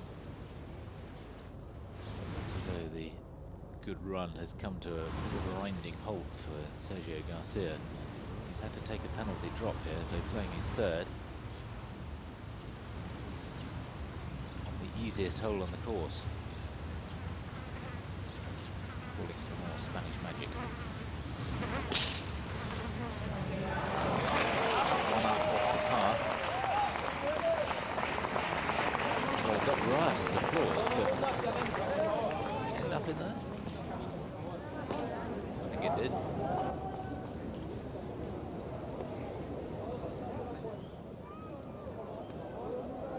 The boy's not happy. And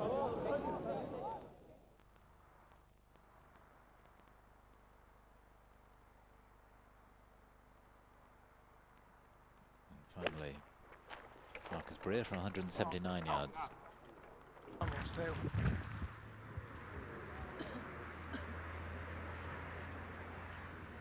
Understandably not happy, but not disastrous.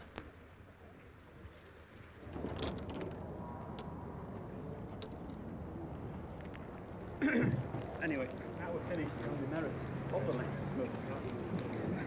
I can hit my shot.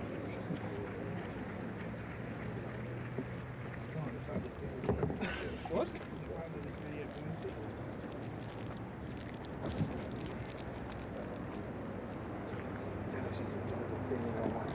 Anyway, Steve, is that all right? It's in bed, it's yours. What? It's yours. Can lift it. Just took out green. Where's your wind, is it? Just slightly off the right. And down.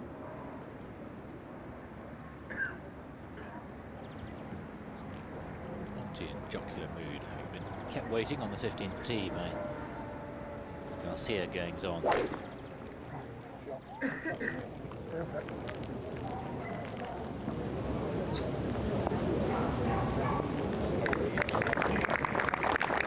is a great shot. Spot on. Yes. See, I know what I'm doing, Peter. I'm no mug at this game. Breyer's third shot on 14. Sorry, Breer's.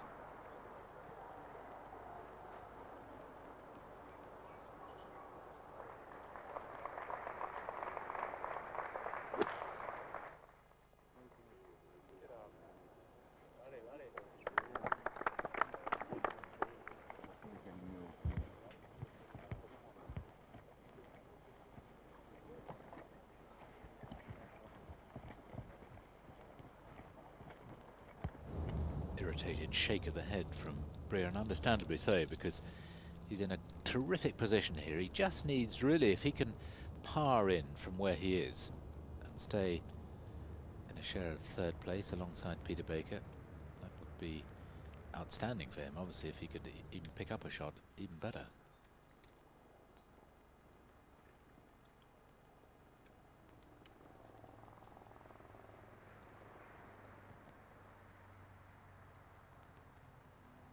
You just feel that the way that Brian Davis is playing, Romero has got to start making one or two of these birdie putts.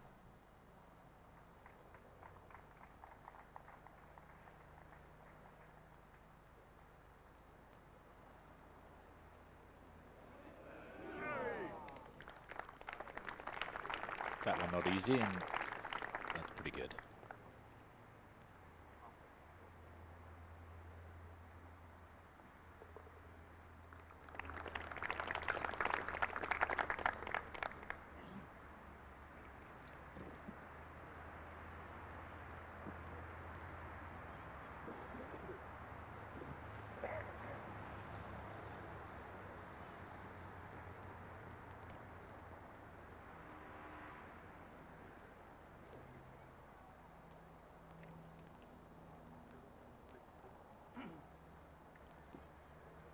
Brian Davis will have to wait for a Breer before he can have a go at his birdie.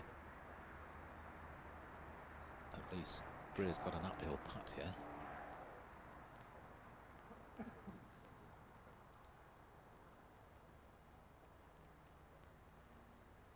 Very shrewd move by the sponsors who've been sponsoring the tournament for 15 years now. They've been handing out these straw titfers to all and sundry.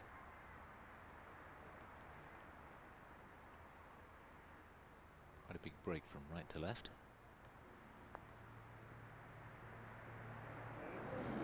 What a shame.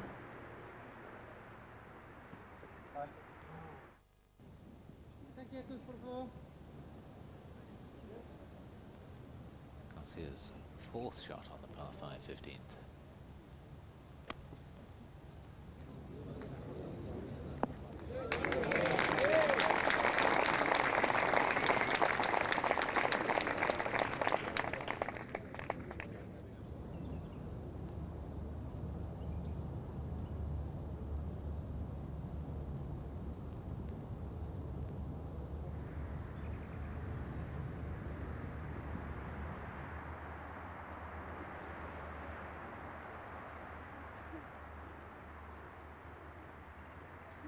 Got to be, just depending on pace, at least a couple of balls outside the left edge. No, he's underborrowed.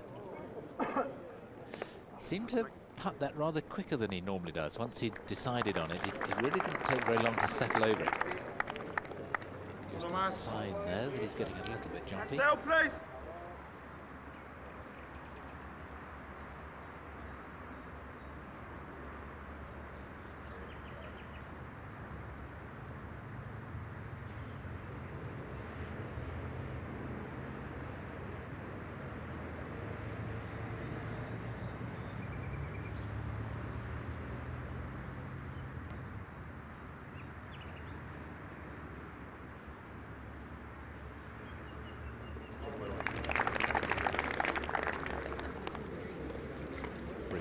Slips down into fourth place now. Over again for his run today.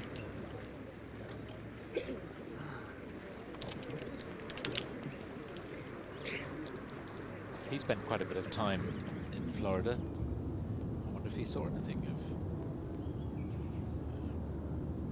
Brian Davis, the two of them.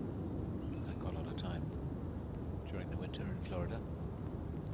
Confirmation of Dean Robertson's score, the man who set the course record in the first round with the 65, and Juan Quiros, who was so good for 2 rounds and then really fell away yesterday. Good fight back today, 71, finishing at 4 under.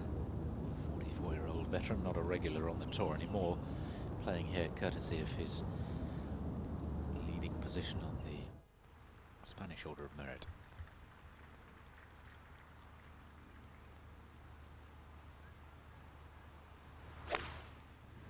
is fast. Had a good run of birdies, 3 in the last 4 holes as he plays the last. Delightful shot.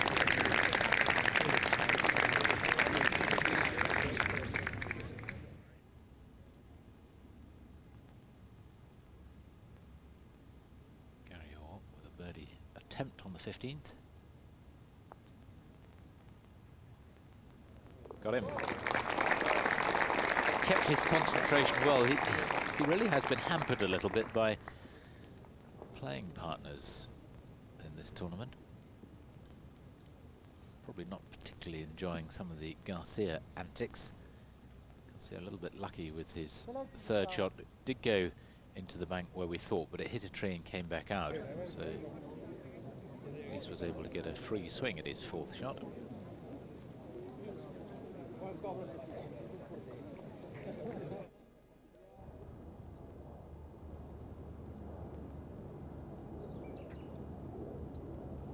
Garcia's missed his par-saving putt, tapped in for bogey. He's back to 4 under for the tournament.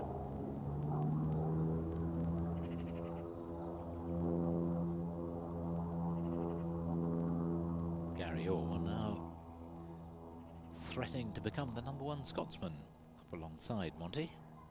But of course, Montgomery would expect to make birdie at worst here after a lovely drive on the 15th. That picture flattens it a bit. It's quite uphill, the 2nd shot. Pin right over on the left-hand side. Well towards the back. Good shot. Got that for eagle.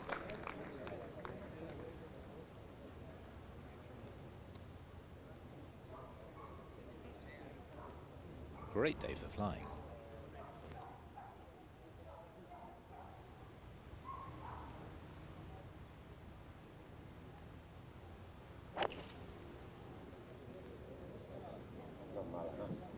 Deals with the classic modern swing, really clearing the hips quickly, big rotation, big shoulder turn.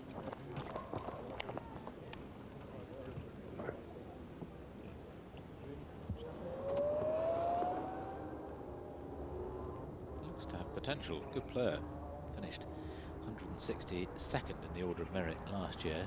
Won his card in '98.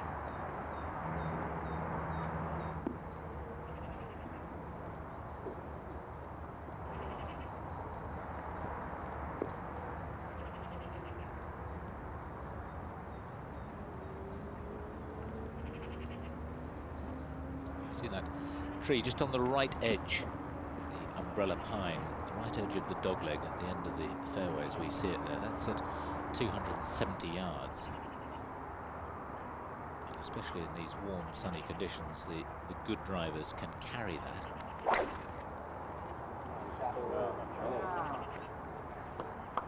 And that's a good one. He has indeed carried it straight over the top, and that's gone a country mile. That's the best part of 300 yards.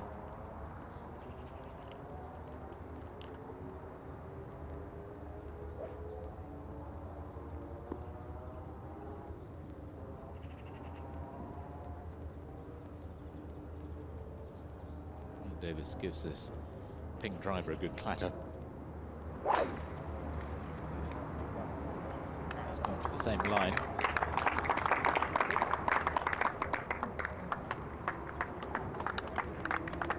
Similar result, not quite as long as Romero. Last chance for Gary Orr to win Peugeot 406 estate on the par 3 16th. 203 yards.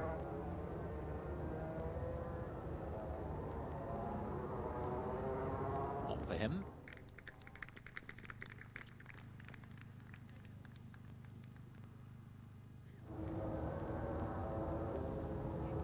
And finally, Breer driving down 15.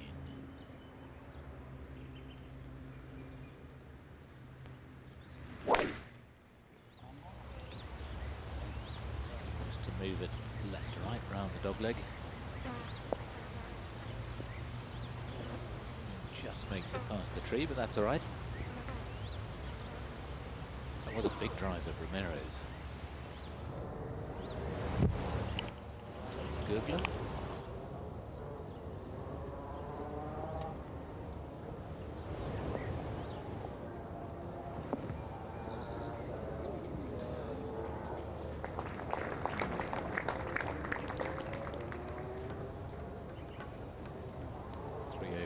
Round today at 4 under.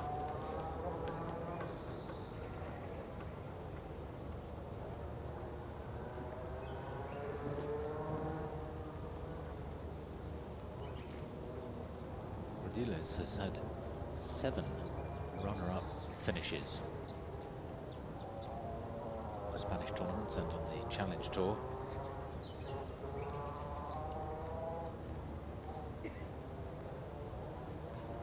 Considers good driving to be the strongest aspect of his game, which probably explains why he's done so well here, because if you can't drive it straight here, you've got no chance.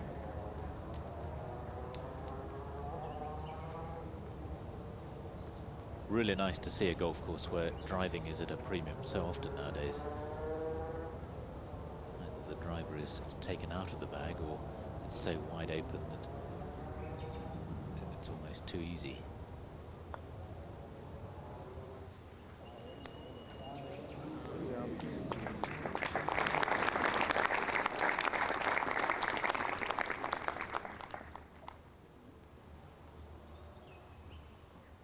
Very different from the histrionics of the young Garcia.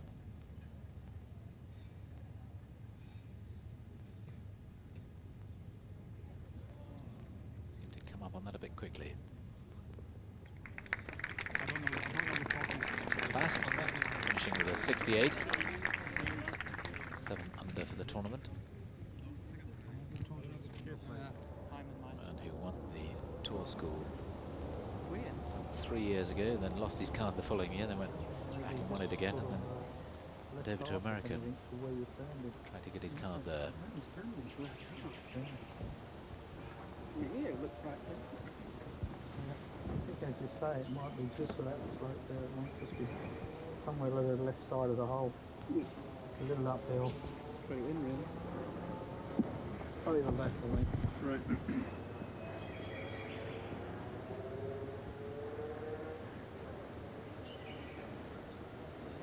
Discussions held. The important thing is to putt now with conviction.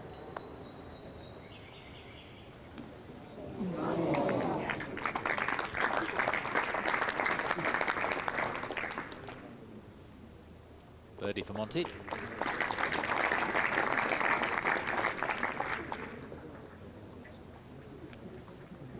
Back under par for his round today.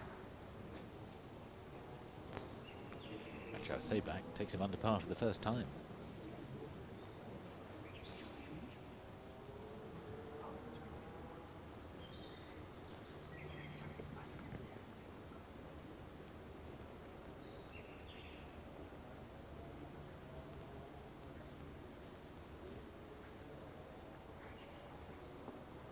Thomas Gergler yet to break his duck on the European Tour.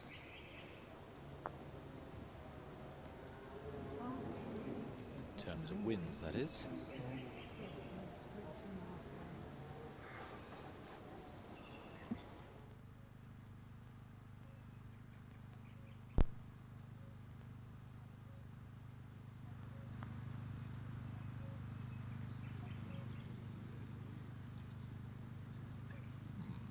Uncharacteristically shy from Orr.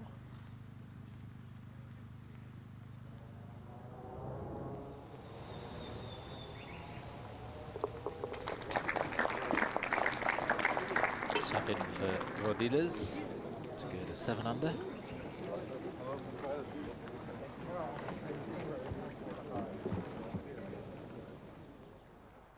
the final match, all waiting to play their second shots for the green to clear. They obviously all, they can get up there without too much trouble. A lot of crowd movement, so Breer will have to wait.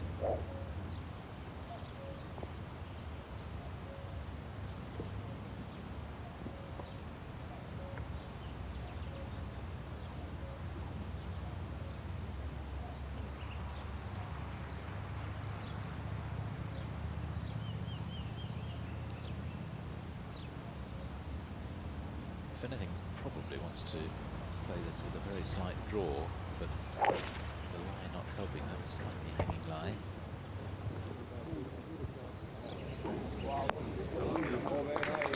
Played it very nicely.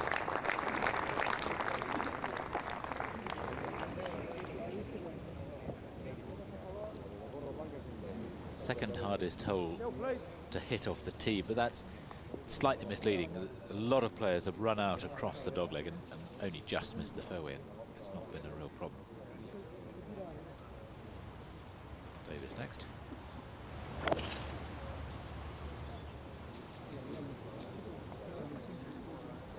207 yards for Brian Davis, and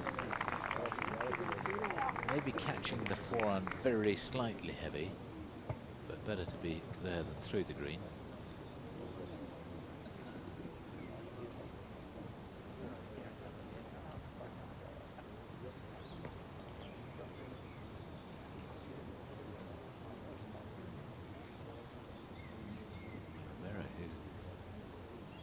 Good 20 yards, if not more, past him.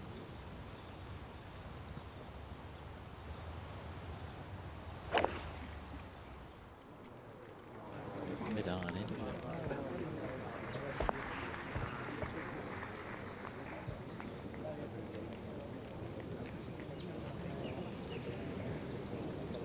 Right. Exact figures coming from the course. 91 he had left for the 5-iron. That's a disappointing result. Long way right.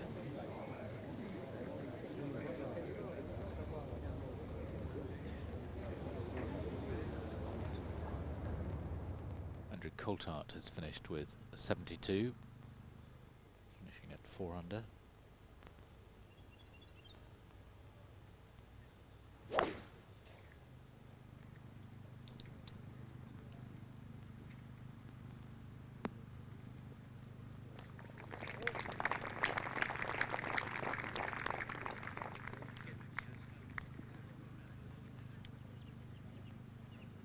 Ever so slightly getting through the motions now, maybe.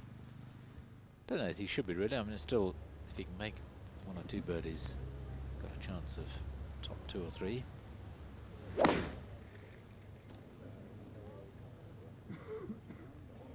He's leaning, it's gone right a little. Left him helping.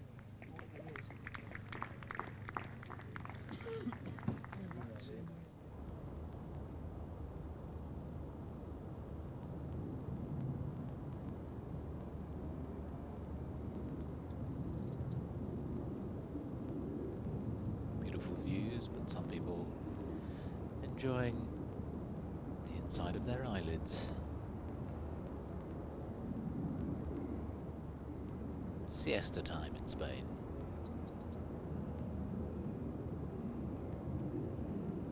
Early finish to the round today. 3 o'clock local time. We're due to be all wrapped up. Then no doubt there will be a mad rush as the holiday crowds return to Barcelona.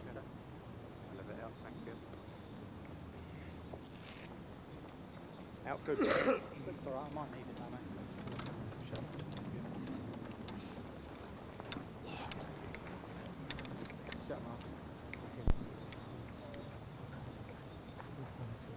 News of the Southern Africans playing who made the cut. Otto is 3 under today through 12. He's 2 over for the tournament, and Ian Hutchins 1 over for his round today through 15, 4 over for the tournament.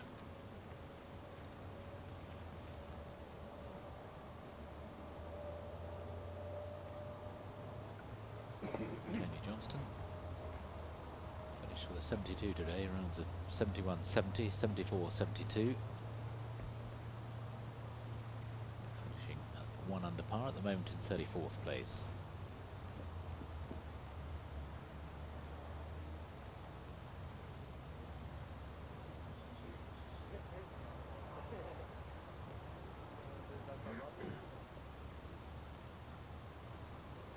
Uphill putt for Davis. He can afford to give this a good wrap.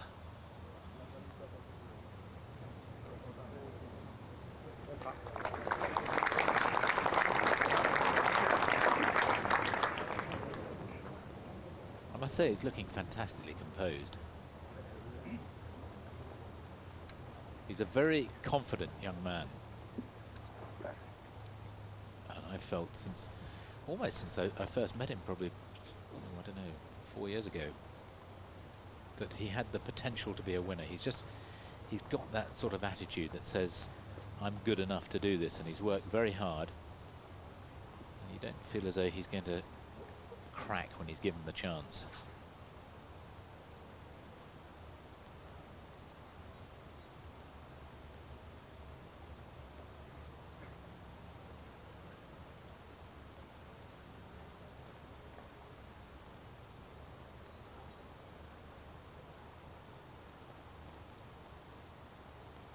Romero really could have given himself a much better chance of an eagle here. Wasn't a great second shot.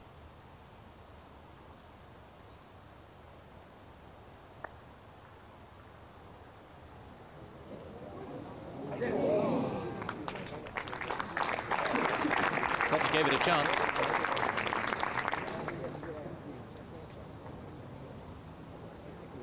At this point it looked as though it might have been turning in, but it just held its line.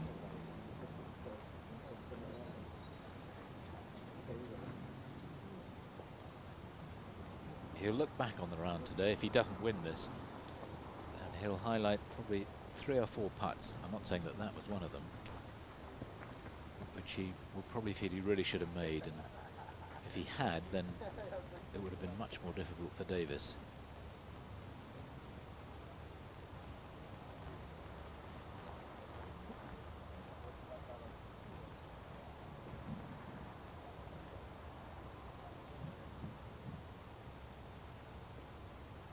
This would really get him back on track if he can make this one.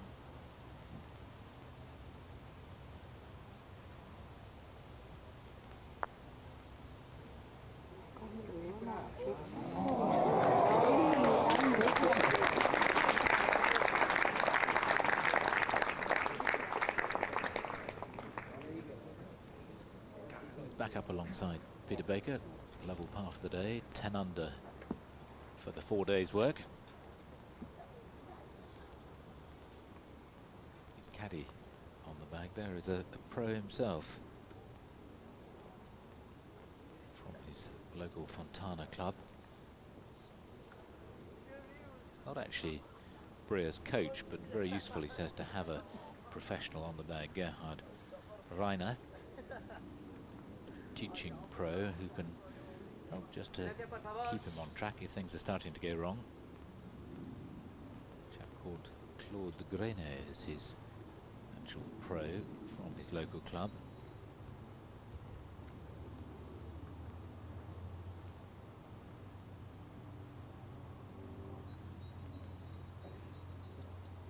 Romero to go for birdie first. This temporarily anyway would get him within one of the leader.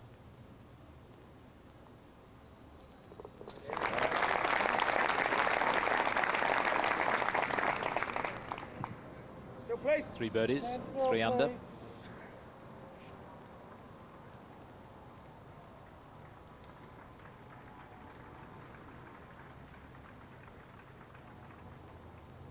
It's a pretty straight putt for Davis in the way that he's been ramming these in. You wouldn't expect him to do anything other than that.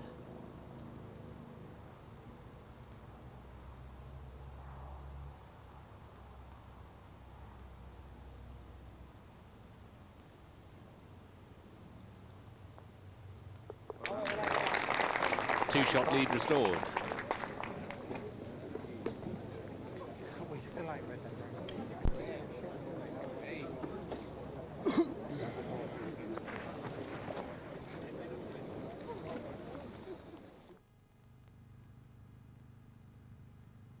Onto the 16th, and Colin Montgomery with 30-foot birdie putt.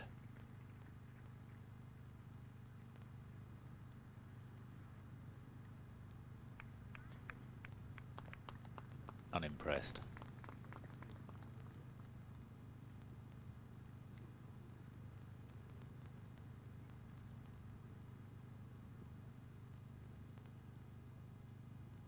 Don't know if he's decided whether to play next week or not. He entered the French Open and was going to go or not, depending on his performance this week. I don't know how he'll rate this. Certainly think he's still got work to do. Of course, he went into the Benson and Hedges last year saying I'd like to win 2 of the next 3, and he duly did. Won the Benson and Hedges, then came 20th odd in the Deutsche Bank, and then won the PGA as well. But he is nicely done.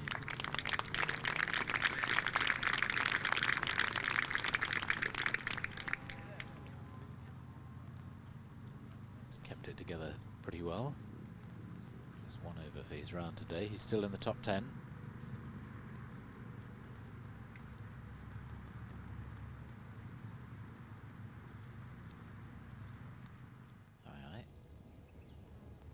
Garcia's on the beach again.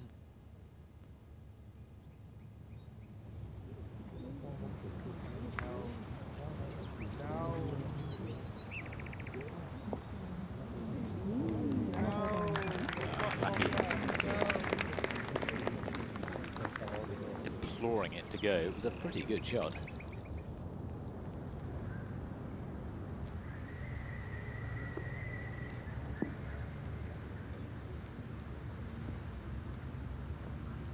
Behind the 16th, you actually don't get the impression there. There's a lot of, well, it's not dead ground, but there's a big dip in the middle between the tee and the green.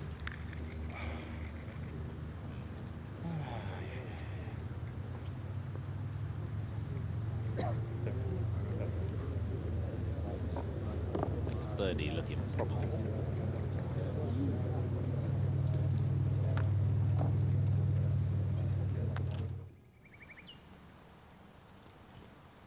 Second to 17.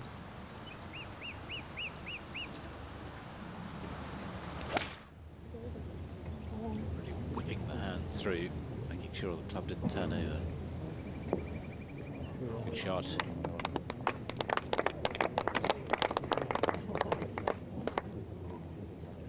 This is where he came unstuck in the second round. Double bogey there, and then bogey to finish.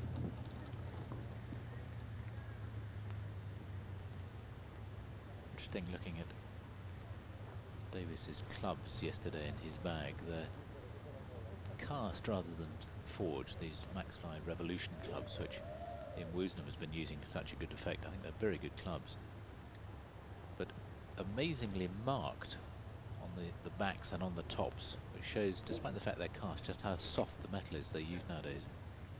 So they feel almost, or indeed as good as a forged club.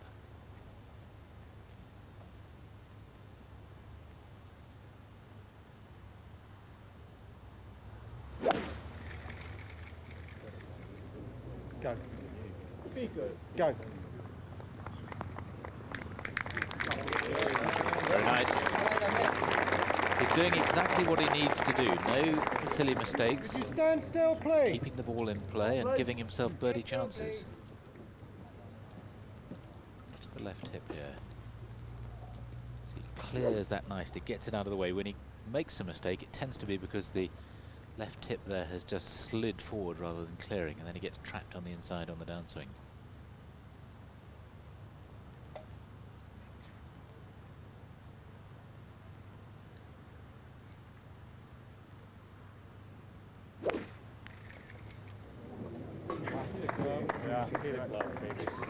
Seem to like that one as well.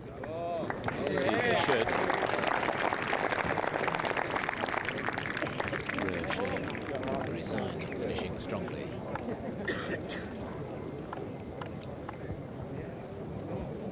Peter Baker, remember, still has the clubhouse lead at 10 under.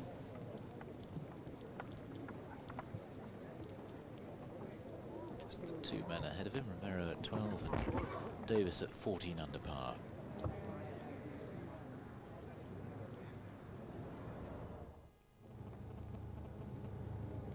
Romero, when he came off yesterday, said he thought that Montgomery and Garcia were the men he had to beat. Well, he got that wrong.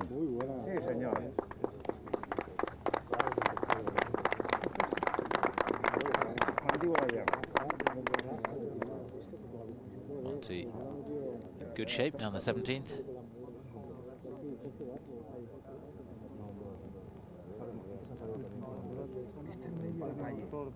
No way that he can win it now. Well, there is a way, but it's highly improbable. Hardest hole on the course. It has given its real fair share of problems this week, averaging 4.23.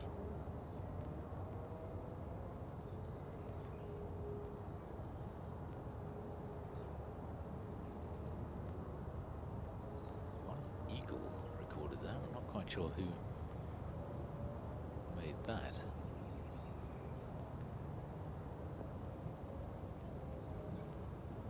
Certainly not today.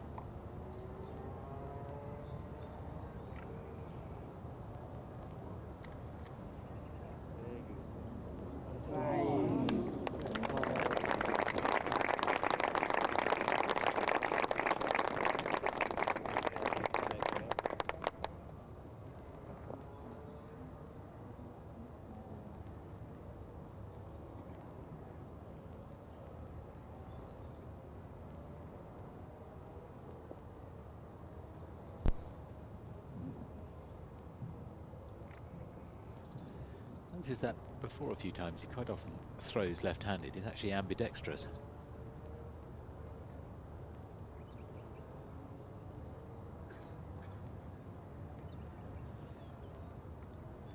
Romero was a little bit unlucky just to run off into the second cut, but at least he's got a fairly straight shot up the hill.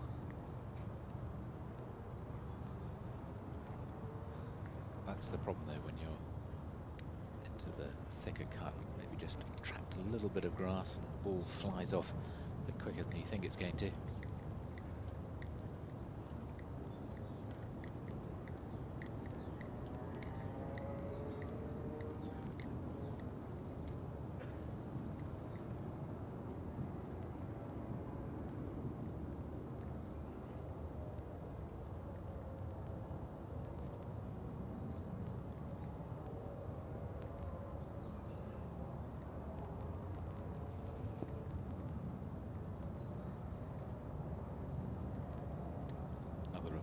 Spain's finest, Jose Maria Olazabal, finished with a 71 today. Did well going out from the 10th in 34, but then struggled back in 37. 71 finishing at 1 under.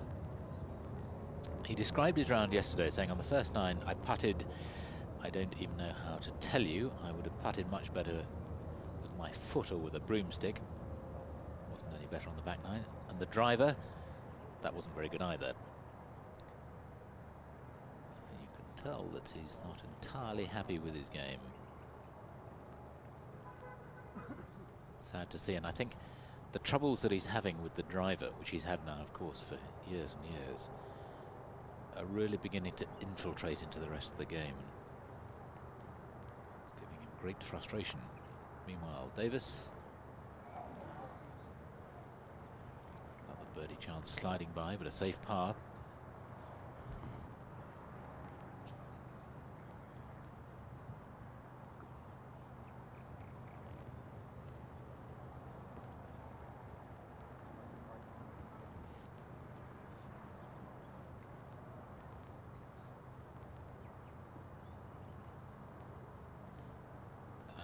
Cabrera, we were mentioning earlier on, has had a 70, finishing at 3 under. Italy's Massimo Florioli, 69, finishing at 3 under as well.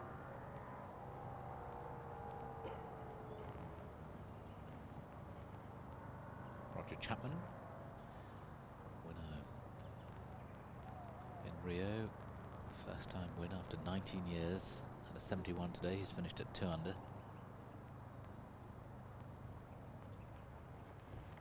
Feel that this is a must-make putt for Romero if he's to maintain his challenge.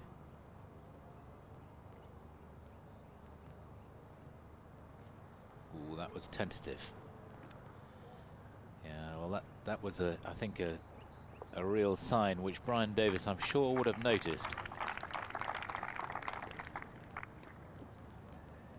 Romero dropping his first shot of the day.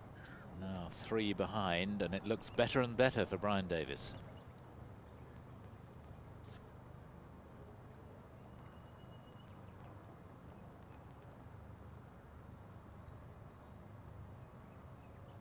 Just don't get quite such a good idea in slow motion, but in full speed it really was not his best.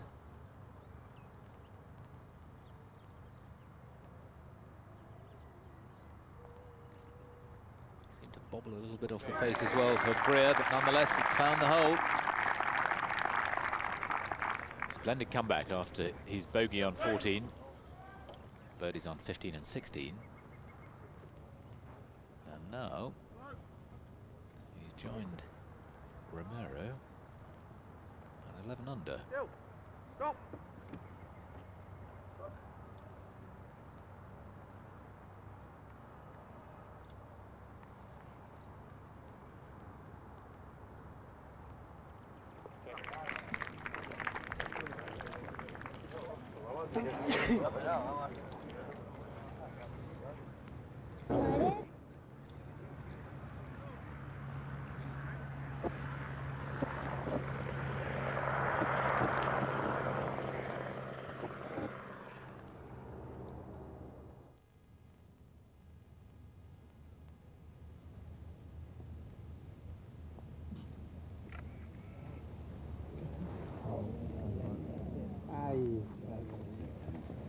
Suddenly Gary Ora's got an attack of the shorts. That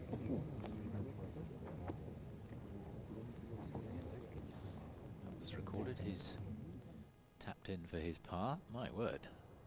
The bikers are here. Gorman's second shot to the 17th.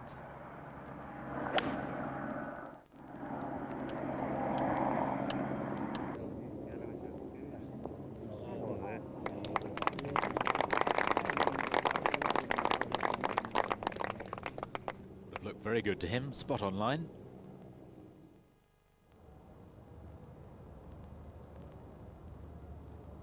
One goes down the left-hand side on the dogleg at 288 yards.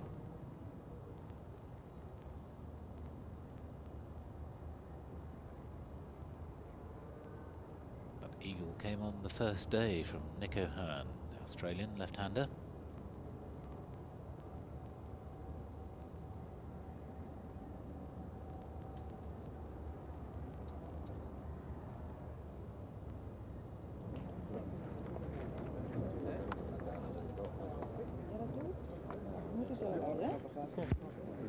Really is a grueling walk, particularly for the caddies this course, because there are so many elevated tees, lots of uphills and downhills.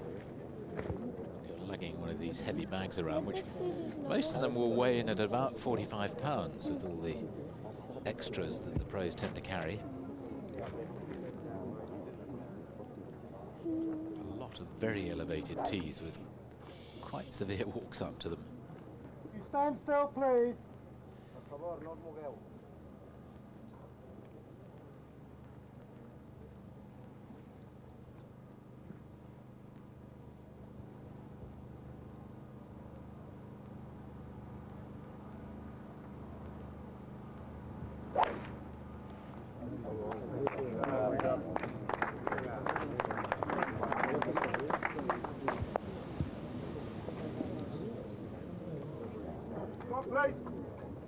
Very impressive performances from Marcus Breer. Started playing golf at the age of 8 when his parents took up the game at a new course that had just been developed near their home. Took Marcus along and he's been playing ever since.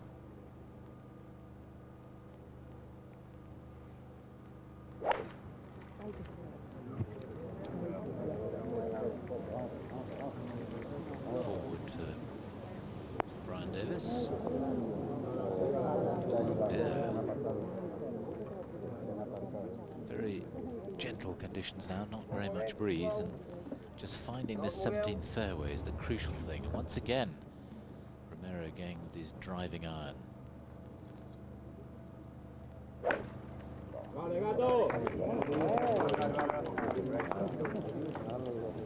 Looks like I've actually seen him. It looks like one of those PGA clubs. Japanese. No. He gives it a good smack. all the trouble has come in terms of scoring here on the 17th when players have missed it off the tee.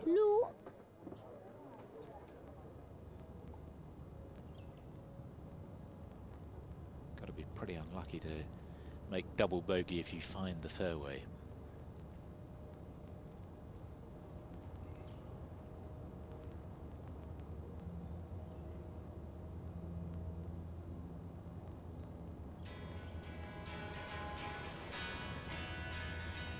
Let's have a look back at how Brian Davis has coped with the last couple of days.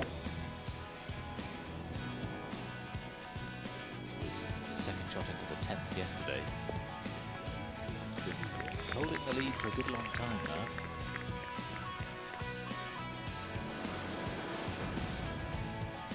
He's birdie to go to 9 under there on the 10th yesterday. 10 under with a birdie on the 12th, and then that birdie on the 13th to go to 11 under. Dropped a shot at the 14th, but immediately got it back. Found trouble off the tee on the 15th, but played a delightful approach. Knocked that in for his birdie to go to 11 under once again. That's how he finished the day. 66 yesterday.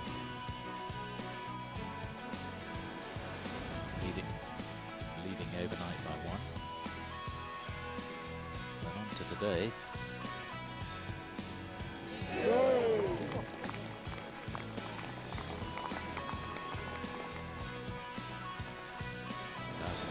With 3 birdies, but a bogey at the 9th. Came back in the best possible way on the 10th.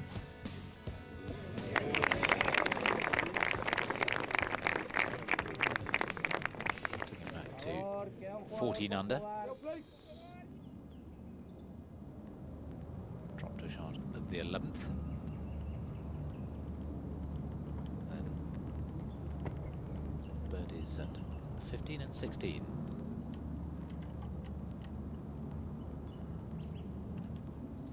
Means he now has a very comfortable lead at 15 under.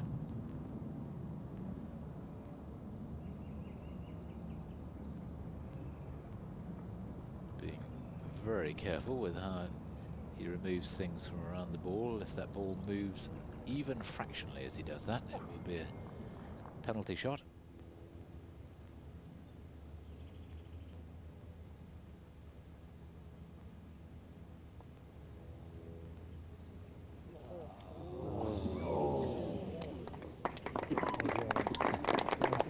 Frustration continues.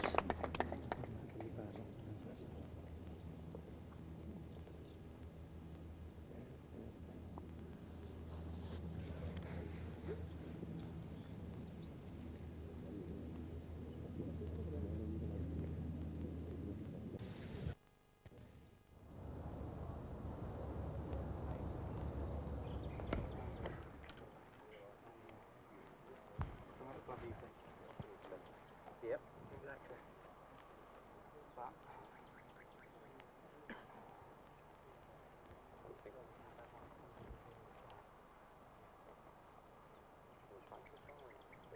a little bit.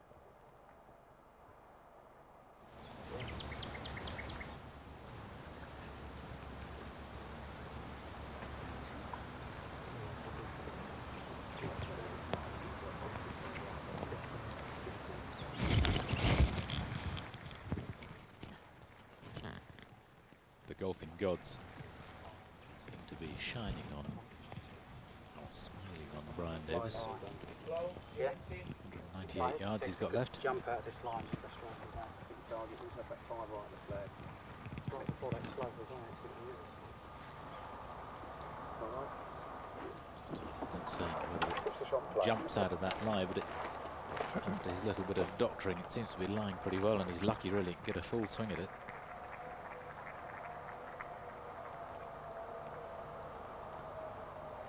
Just going at this with a 7-iron.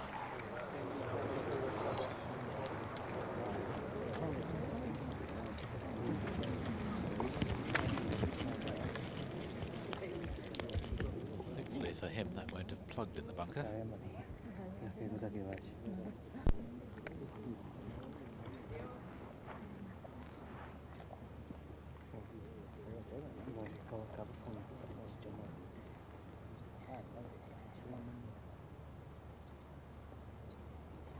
Marcus Breer now in a share of second place at 11 under. Very exciting for him.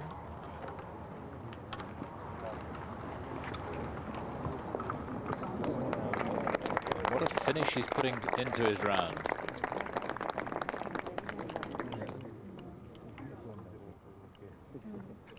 Another birdie chance. Who knows if he can go to 12 under. Starting to make news in Austria. His feats yesterday were reported on the television sports news. Still a very minor sport put alongside winter sports, skiing, the like, and of course soccer in Austria.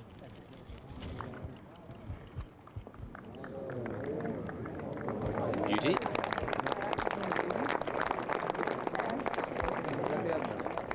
It's not all over quite yet.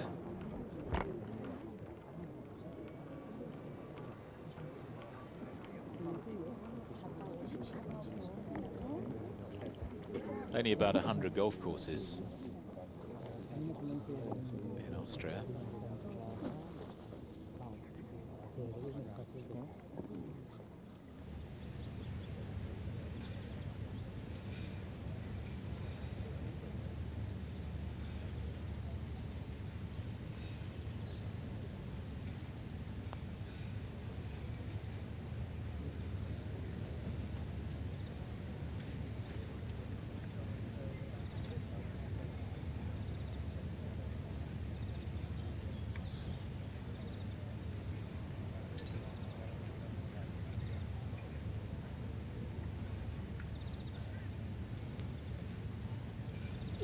Tough day for Søren Hansen. 4 over for his round.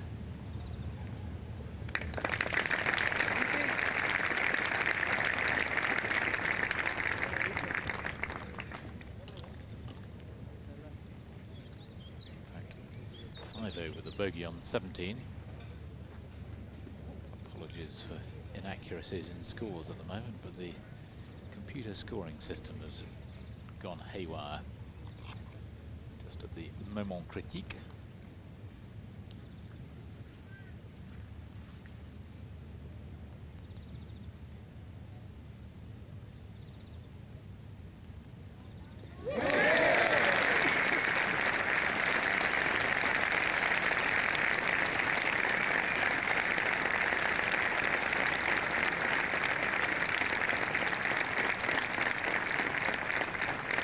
The faithful followers of Garcia's fashion, delighted with the way he finished.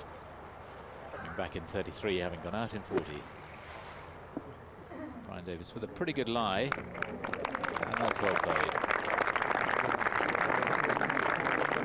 He's not going to do worse than bogey, and he has got that little bit of slack.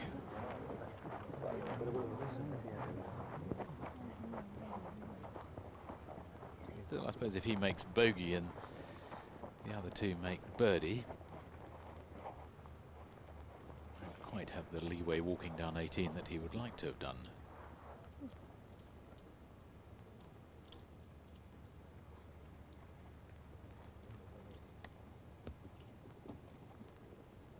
All looked very nice and smooth and rhythmical, no tension in the swing there.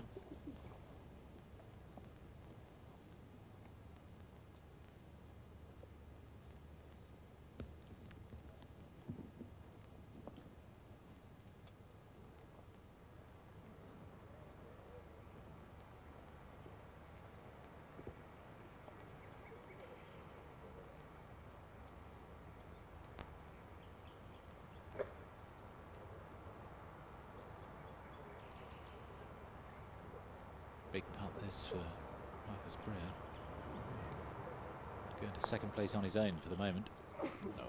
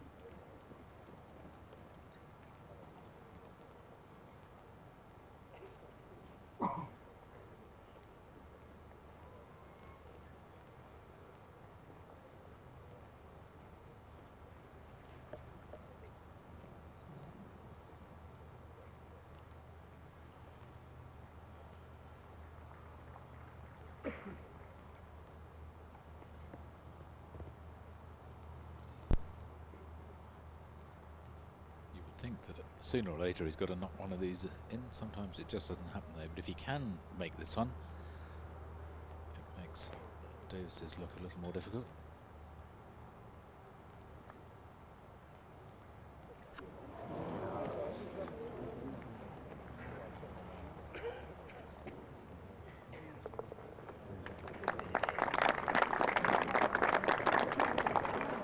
Had so many chances today that he just hasn't capitalised on.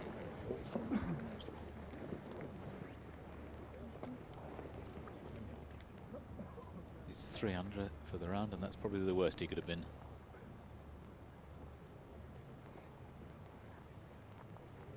Still there, please.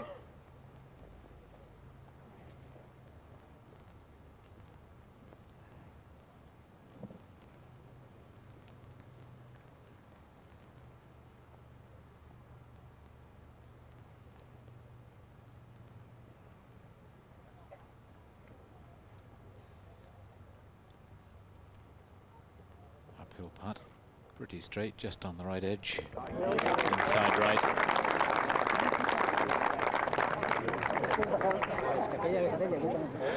Very nicely done. And now he has got a comfortable cushion going up the last. How far right is it? 6 off to the right. What a lovely feeling that must be for the 25-year-old. Going to the last with his first tour win in prospect, a 3-shot lead. Colin Montgomery, second shot to 18.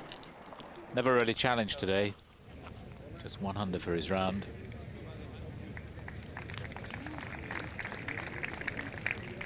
Safe but unexciting.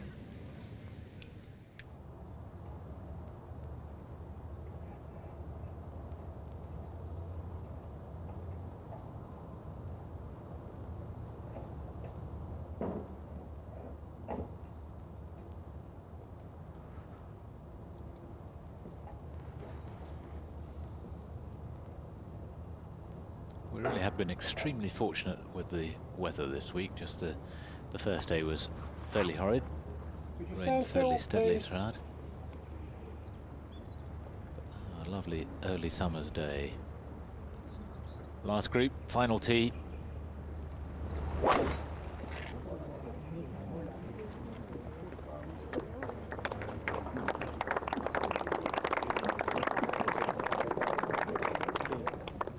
That'll do nicely.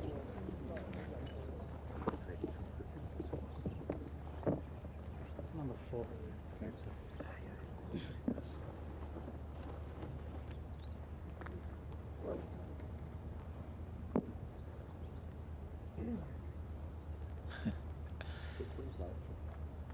This is the point where you can't start thinking about winning or about winners' speeches or anything else. Just stay well focused, concentrated. Find the fairway. Looks to have done that. Oh, that scampers on. Very nice. It's one of those advocates of the hover method. Brian Davis just hovering the driver off the ground. Something that players like Greg Norman and Nick Faldo have done often in their careers. Helps to keep the tension out of the swing, just helps the feel for them.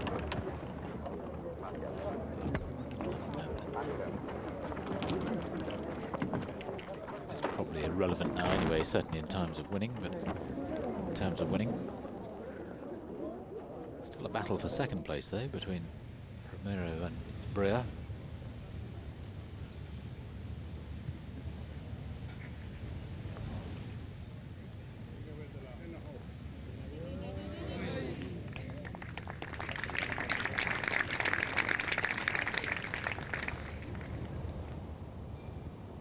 A dull day for Monty, just a 71.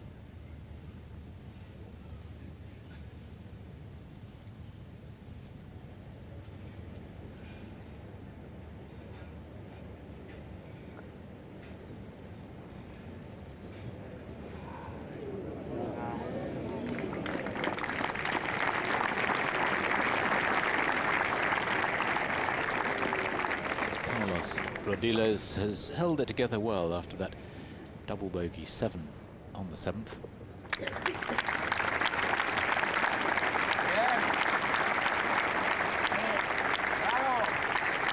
And back in 37, a 73 and at 7 under. That should be a top 10 spot and an invite automatically into the French Open next week.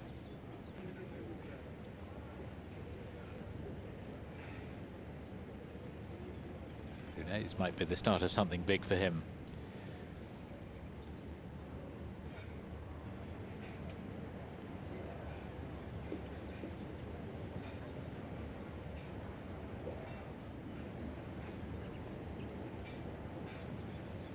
Finally in this penultimate group, Thomas Gergler for birdie. No.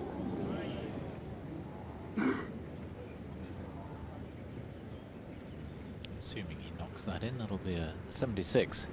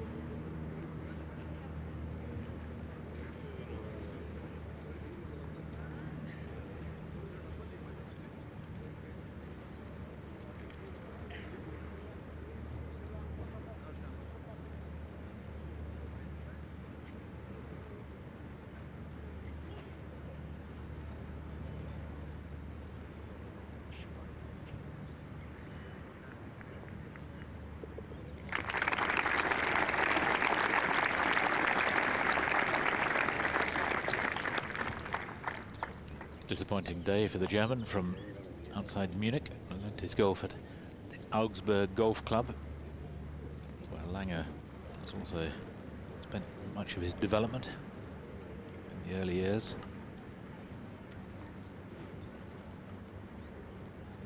Wanted to finish off a 71.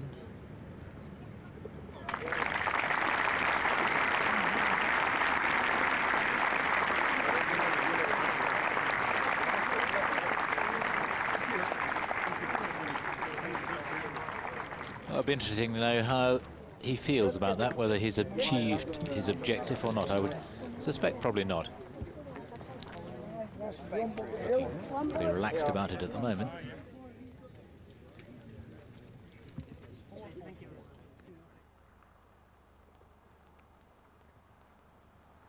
With Romero in the bunker,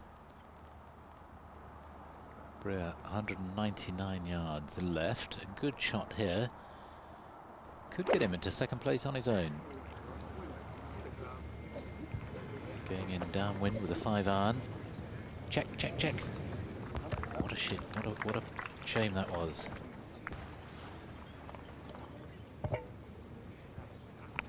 Looked to be spot on, but it just had no bite at all.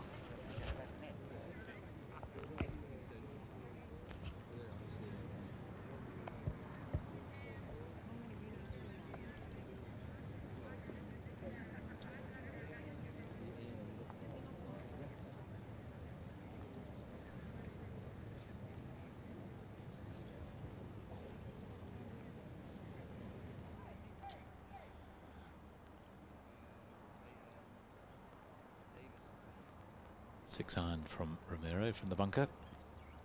173 to the pin. Oh no, he's caught that very fat. What a nightmare finish, and how often that happens when you have all those chances that fail to make, and then something like this happens. Still there, please. And maybe caught the bank on the front.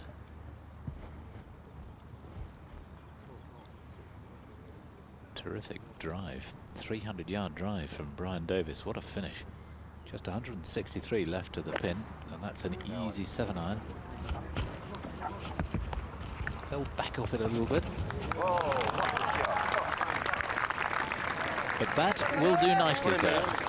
And now Brian Davis can enjoy that glorious moment of being able to walk up to the final green in the certain knowledge that he's won his first professional tournament.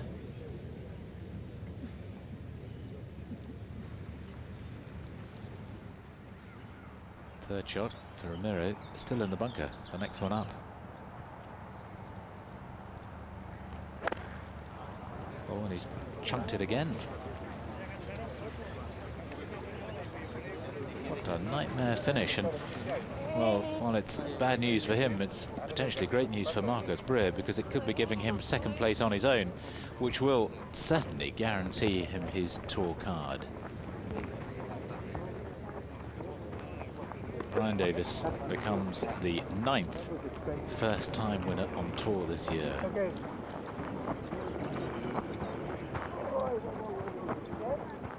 Michael Campbell was the first at the end of last year in the Johnny Walker Classic. And Anthony Wall won the Alfred Dunhill. Lucas Parsons, the Greg Norman Holden International. Ye Wai-Tzi, the Benson & Hedges Malaysian Open. More recently, Gary Orr, the Portuguese Open. Rolf Muntz, the Qatar Masters.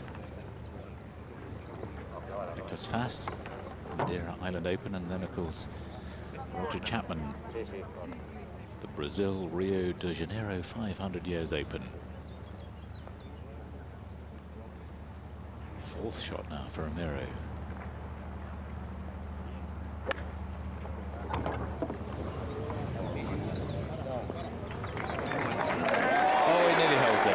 Would have been a sensational par.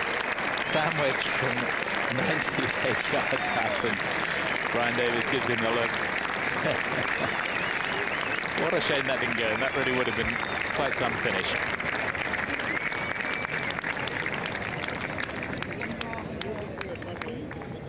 I wonder whether Tony Ziegler will be watching this. I think there's a very good chance he will be over in America on the Golf Channel, where these pictures will be being shown live. Great hand for the 25-year-old from Enfield in Middlesex in North London. Plays at the East Herts Club when he's at home in England, that is. Played a lot of golf on the Florida mini tours a few years ago.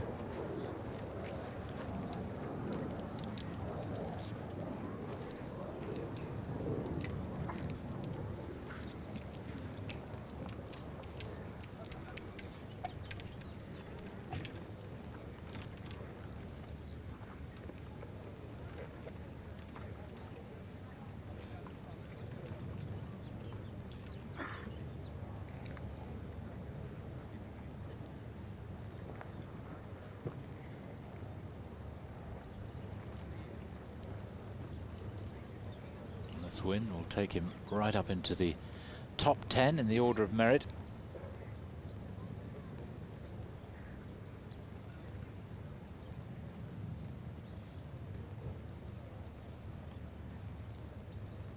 But first, Marcus Breer. Third shot. If he gets down in 2 here, he gets second place on his own. Big moment for him.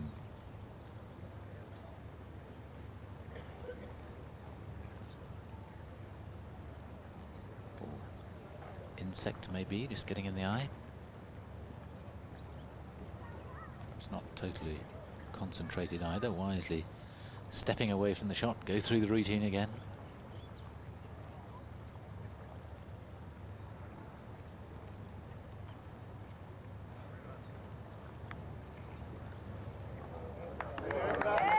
That's a glorious shot, beautifully executed, and it'll be a tap in 4 to take second place on his own.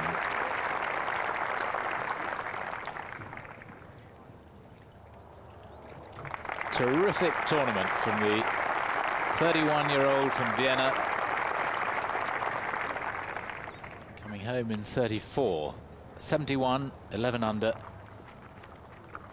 And Ramiro finishes off to allow Brian Davis to take all the honours. Shame about the bogey at the last.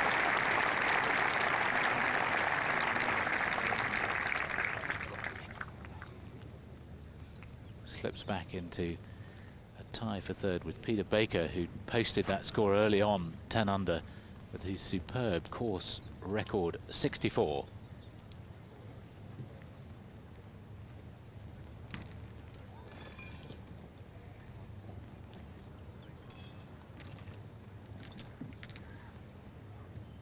But Brian Davis 3 under for his round today. This one for a 68.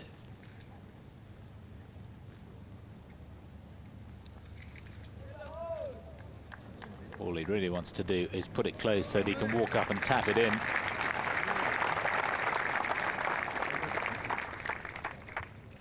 He does, and he wins his first professional tournament.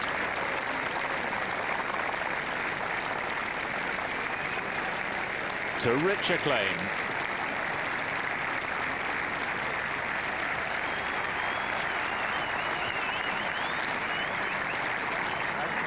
Extremely likeable and popular character, and his grit and determination has been rewarded, and who knows, this might be the start of something big.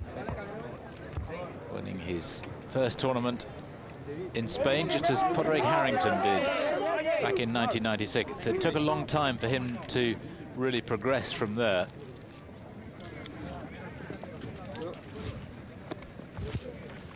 Davis was talking earlier this week before his victory in terms about having already taken a step up, was thinking now about qualifying for the Ryder Cup. Well, now that's perhaps not such a crazy claim.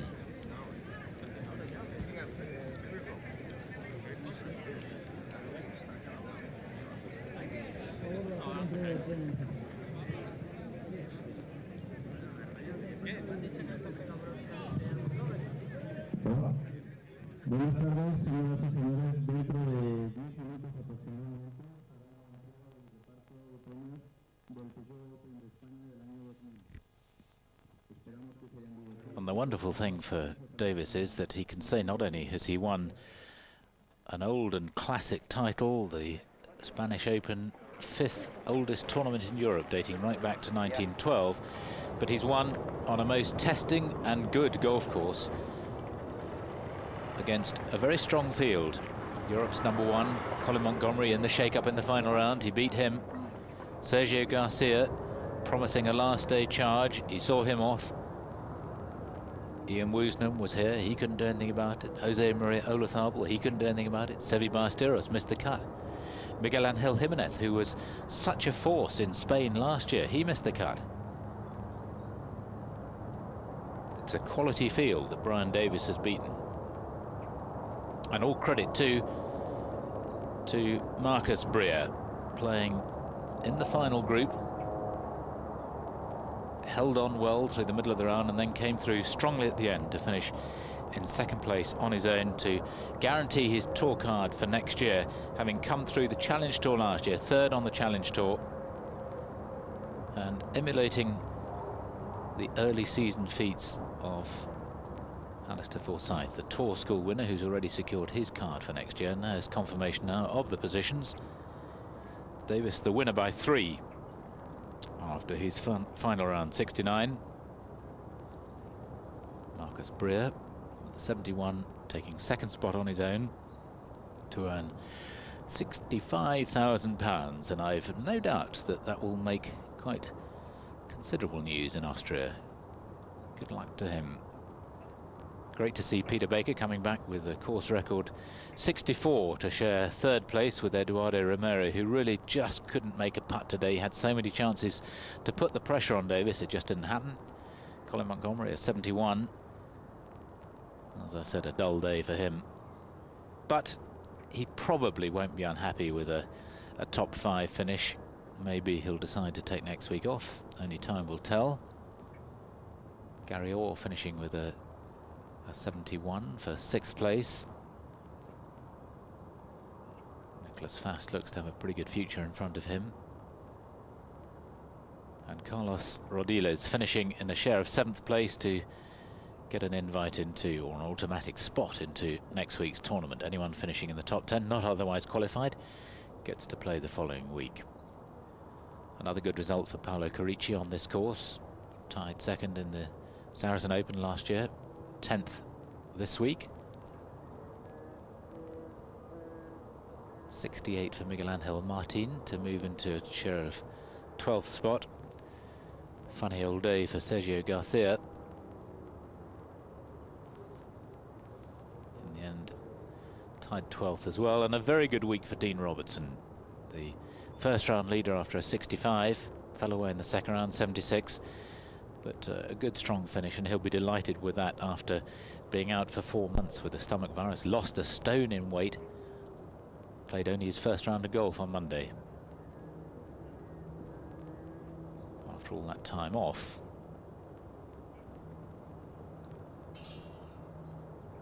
Philip Price having such a good season. Another strong result.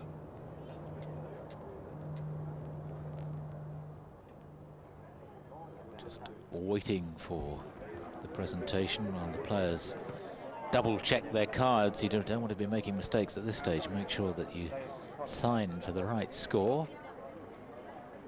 Been so many disasters over the years when mistakes have been made.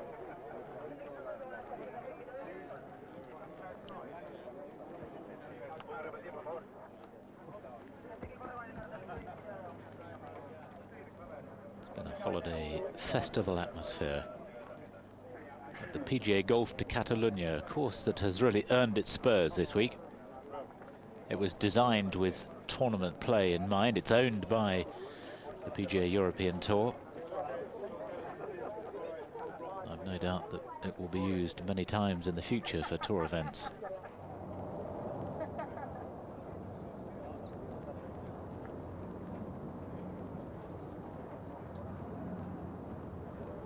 So the name of Brian Davis is added to some very distinguished company. Seve Ballesteros has won the trophy 3 times.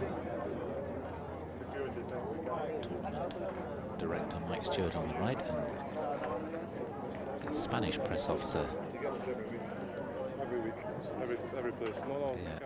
Cassius on the left.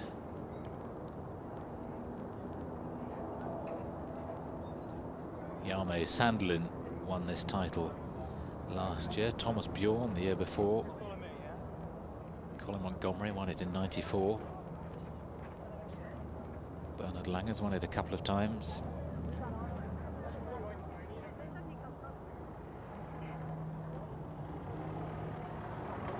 Dale Hayes won it in '79 and earlier in '71. Arnold Palmer won it in '75. Angel Gallardo, course designer, won it in 1970. The great Roberto Di Vincenzo, 1966 at Sotogrande. Peter Thompson, Peter Allis, Max Faulkner, Arno Massey, all previous winners. So let's go to the presentation with David Livingston.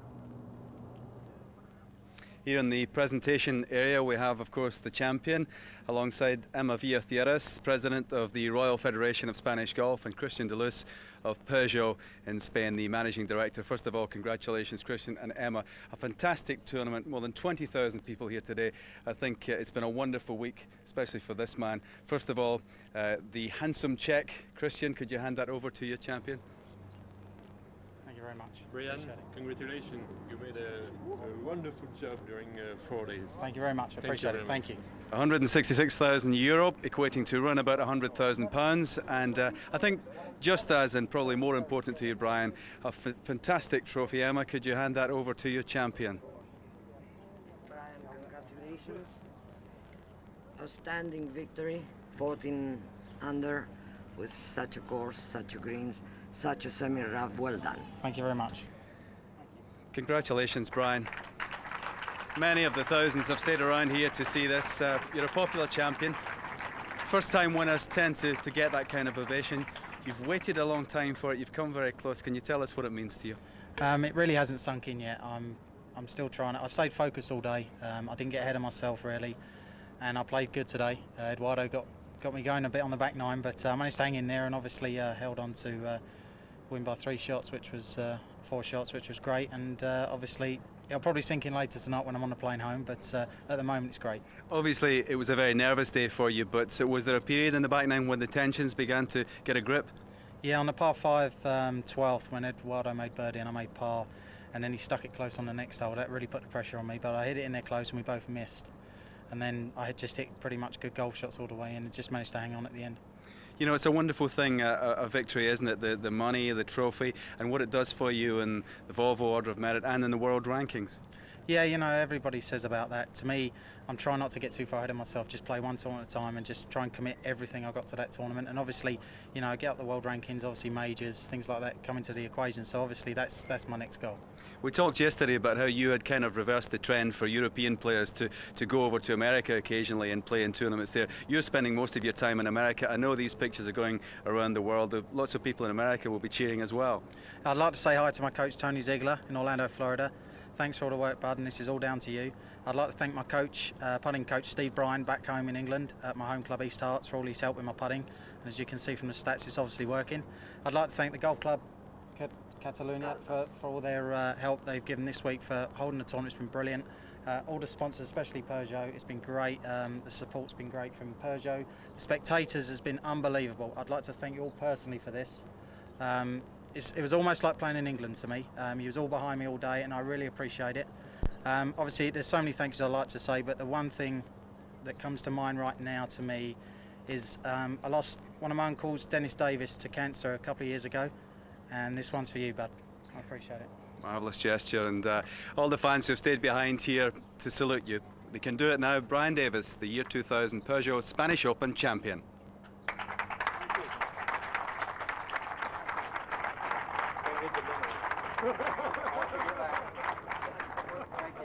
Well, I think you get an idea there of what an impressive young man he is. A very mature winner's speech, which he said he stayed focused. Certainly hadn't been thinking about that. But what a great week for him. And I'm sure we'll see more of Brian Davis in the future.